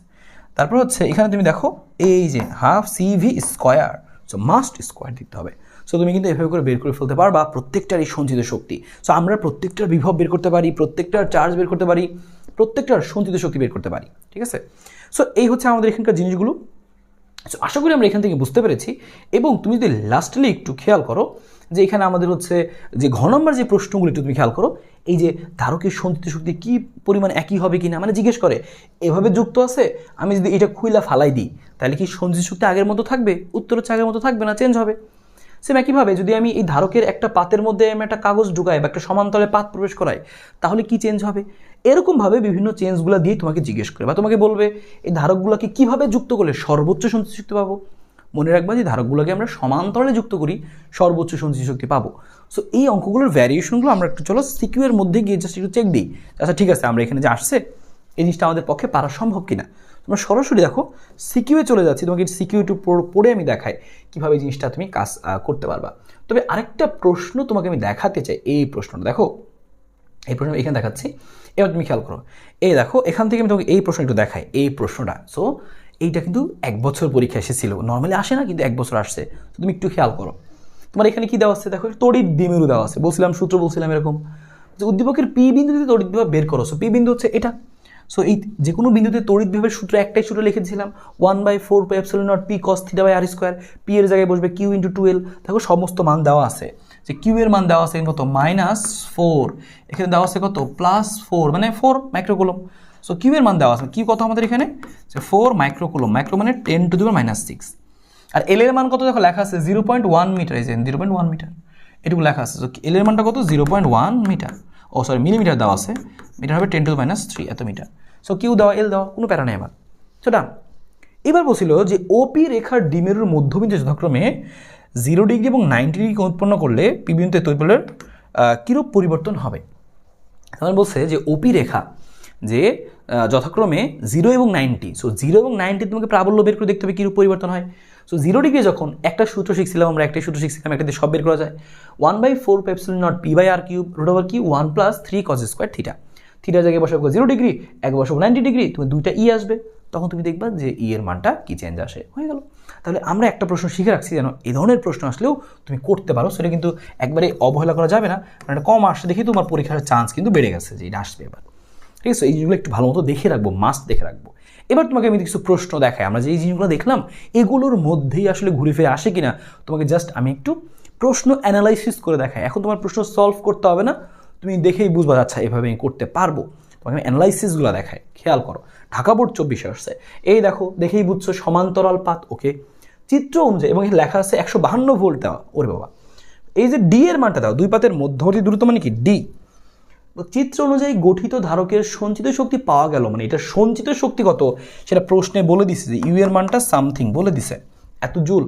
ধারকত্ব বৃদ্ধির কৌশল স্বরূপ 2 মিলিমিটার পুরুত্বের, এবং পুরুত্ব পড়ছিলাম মনে আছে টি দিয়ে যে সূত্র সি এর, 2 মিলিমিটার পুরুত্বে, টি এর মান দেওয়া, পুরুত্বের 4 পরাবৈদ্যুতিক ধ্রুবক সম্পূর্ণ মানে কে এর মান দেওয়া একটি বস্তু পাতদ্বয়ের মাঝে স্থাপন করা হলো। তার মানে আমরা কি করছি, বিটলামি করে এই যে মাঝখানে একটা পাত দিছি, যেটা আবার কি পুরোটুকু না, মানে একটা আংশিক, হ্যাঁ আংশিক, যেটা হচ্ছে পুরুত্ব হচ্ছে 2 মিলিমিটার, 2 মিলিমিটার 2 সেন্টিমিটার ছিল, এটা বস্তুর মাঝে স্থাপন করা হলো। এখন জিজ্ঞেস করছে যে ধারকের পাতের ক্ষেত্রফল নির্ণয় করো। সো তুমি কীভাবে বের করবা, গ নাম্বারটা। আমি একটু প্রথম যে অঙ্কগুলো হচ্ছে একটু হেল্প করি। তো তুমি কী করবা, আমি এখানেই তোমাকে করে দেখাই কীভাবে করবা যে ধারকের পাতের ক্ষেত্রফল। তো তুমি দেখো এখানে তোমার কী লেখা আছে, যে হাফ CV² সি এর মানটা দেওয়া আছে। তো তুমি লিখবা, আমরা জানি ইউ সমান হচ্ছে কত, হাফ, এখানে কত CV স্কোয়ার। খেয়াল করে দেখো তুমি এখান থেকে হিসাব করলে কি পাবা, সি পাবা। এই যে সি এর মানটা পাবা, ইউ দেওয়া, এখানে ভি দেওয়া, সব কিছু দেওয়া আছে, তুমি সি পাবা। এই হিসাব করে তুমি আগে সি বের করবা, তারপর তুমি লিখবা আবার, তুমি তারপর লিখবা কি যে আবার সি পাই গেছো। এবার তুমি লিখবো হচ্ছে আবার। প্রথম ক্ষেত্রে কিন্তু আমরা পাইছিলাম, প্রথম ক্ষেত্রে কিন্তু এত শক্তি পাইছিলাম, প্রথম ক্ষেত্র নিয়ে কাজ করতে হবে। সো আবার তুমি কি লিখবা, সি সমান সমান এই সমান্তরাল পাতের সূত্র কি, epsilon naught A K by D. কিন্তু প্রথম ক্ষেত্রে দেখো, প্রথম ক্ষেত্রে কি এগুলো ছিল না, প্রথম ক্ষেত্রে খালি কি ছিল, নর্মাল ছিল। হ্যাঁ, সো তুমি সেক্ষেত্রে কী করবা, কে এর মান 1 বসাবা। 4 কিন্তু অনেকে বসাই ফেলবে ভুলে, কিন্তু এর তো পরবর্তীতে ধারগত বৃদ্ধির কৌশল শুরু, মানে পরে, এটা কিন্তু পূর্বের কাহিনী, পূর্বে, এটা কিন্তু পূর্বের সব কাহিনী। হ্যাঁ, সো পূর্বে। সো ওকে ফাইন, তাহলে মানগুলো বসাই দেবে, epsilon naught A K by D. দেখো সবগুলো মান আমাদের দেওয়া আছে এখানে। হ্যাঁ, সো এখানকার যে এপসাইলন নট আমরা মুখস্থ জানি, ডি আমরা জানি 2 সেন্টিমিটার, এখানে মিটারে নিয়ে নেবো আমরা। হ্যাঁ, কিন্তু একটা জিনিস দেখতে পাচ্ছি না, সেটা হচ্ছে এর মানটা দেখা যাচ্ছে না এখানে আমাদের।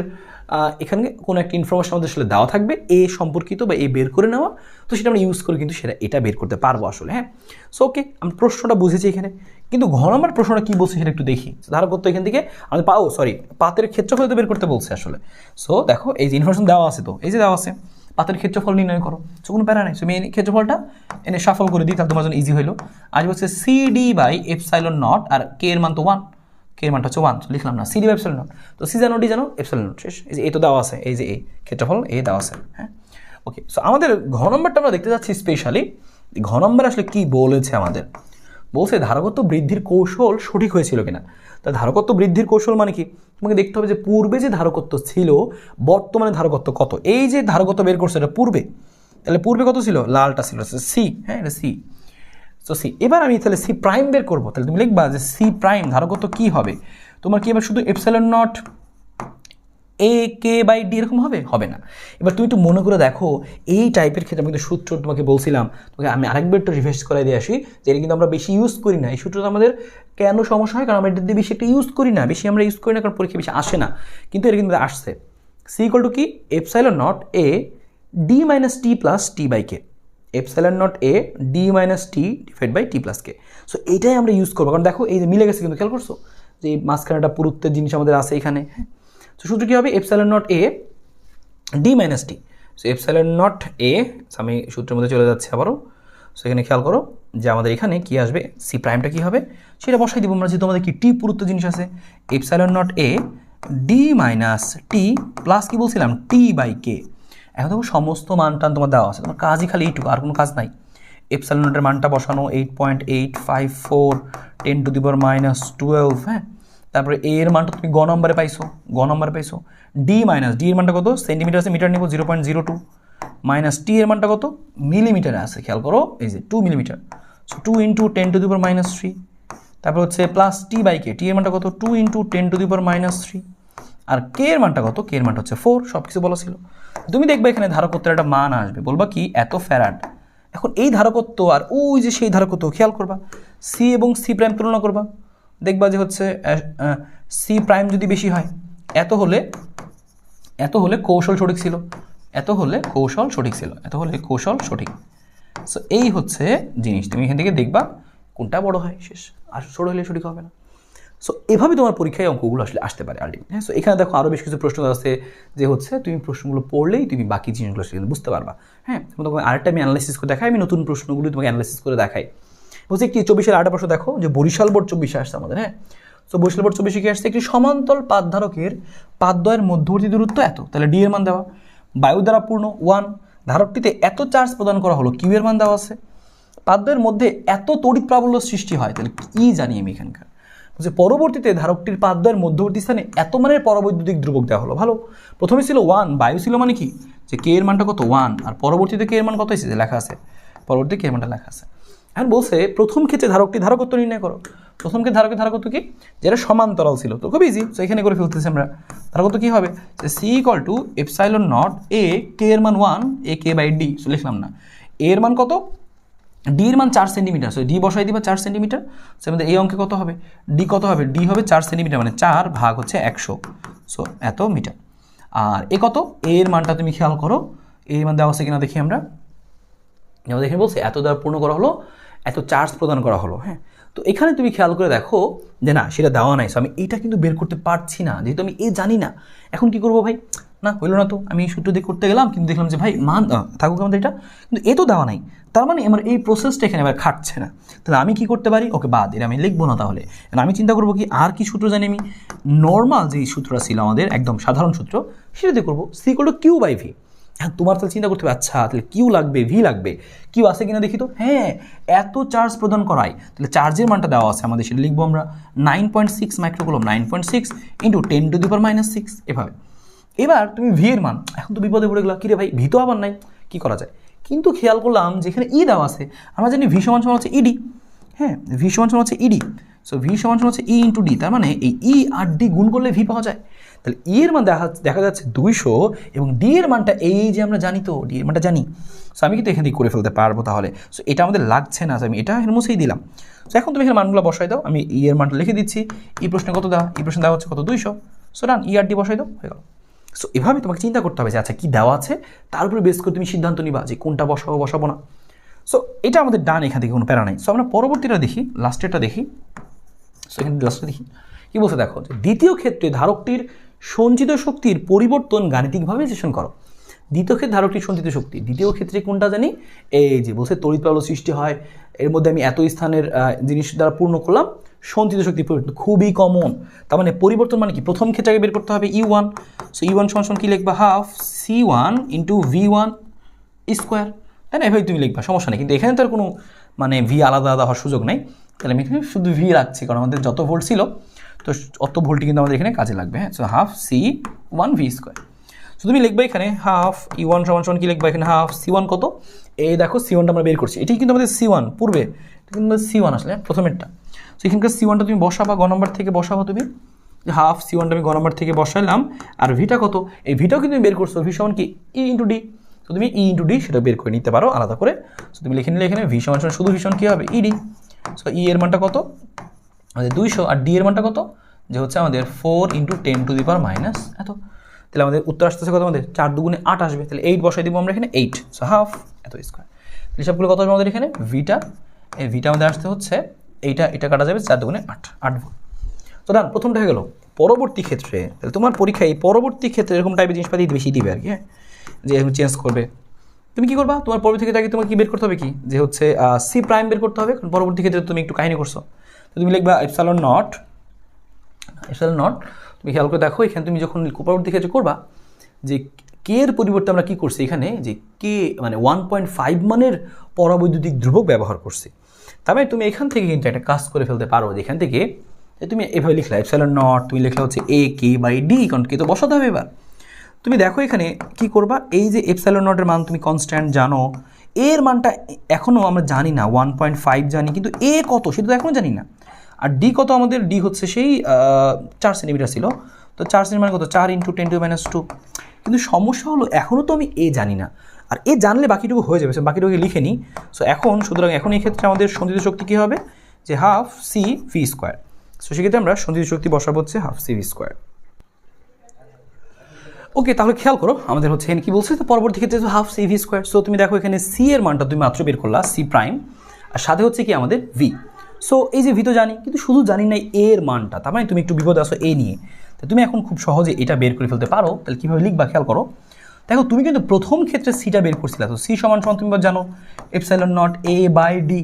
সো তুমি কিন্তু প্রথম ক্ষেত্রে সিটা জানো, সো C1টা তুমি জানো, তো C1 বসাই দিবা, তাহলে এ কত আসবে, এখানে আসবে হচ্ছে C1D divide by epsilon not.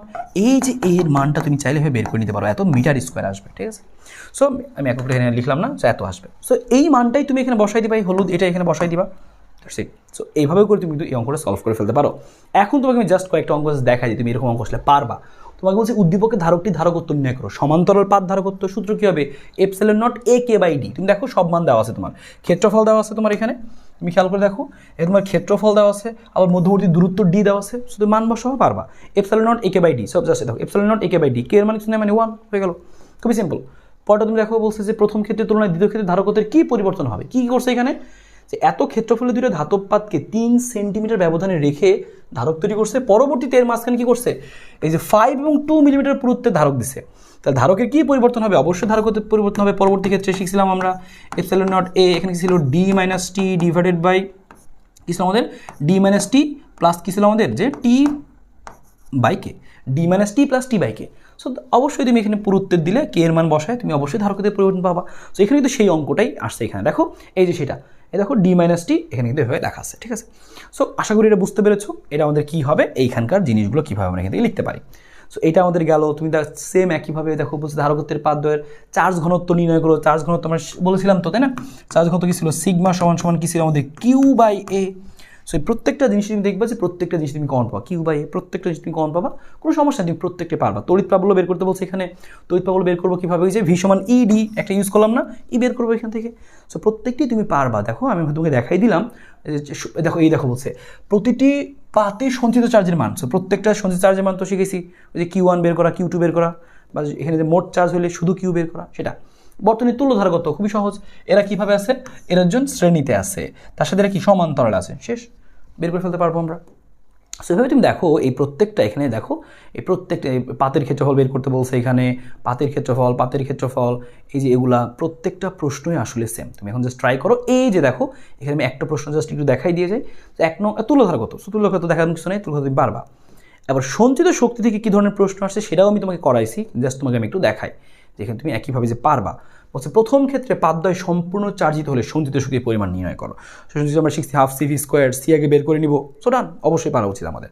So প্রত্যেকটা প্রশ্ন দিতে পারবো। এই যে সি1 ধারকের এই জিনিসটাকে তোমাকে আলাদা আমি শিখাইছি, সি1 ধারকের সঞ্চিত শক্তি, তার মানে সি1 কোনটা, কোন জায়গায় আছে, চিত্র 1 ও 2। তার মানে এই দেখো ইন্ডিভিজুয়ালি এটার সঞ্চিত শক্তি বের করবো।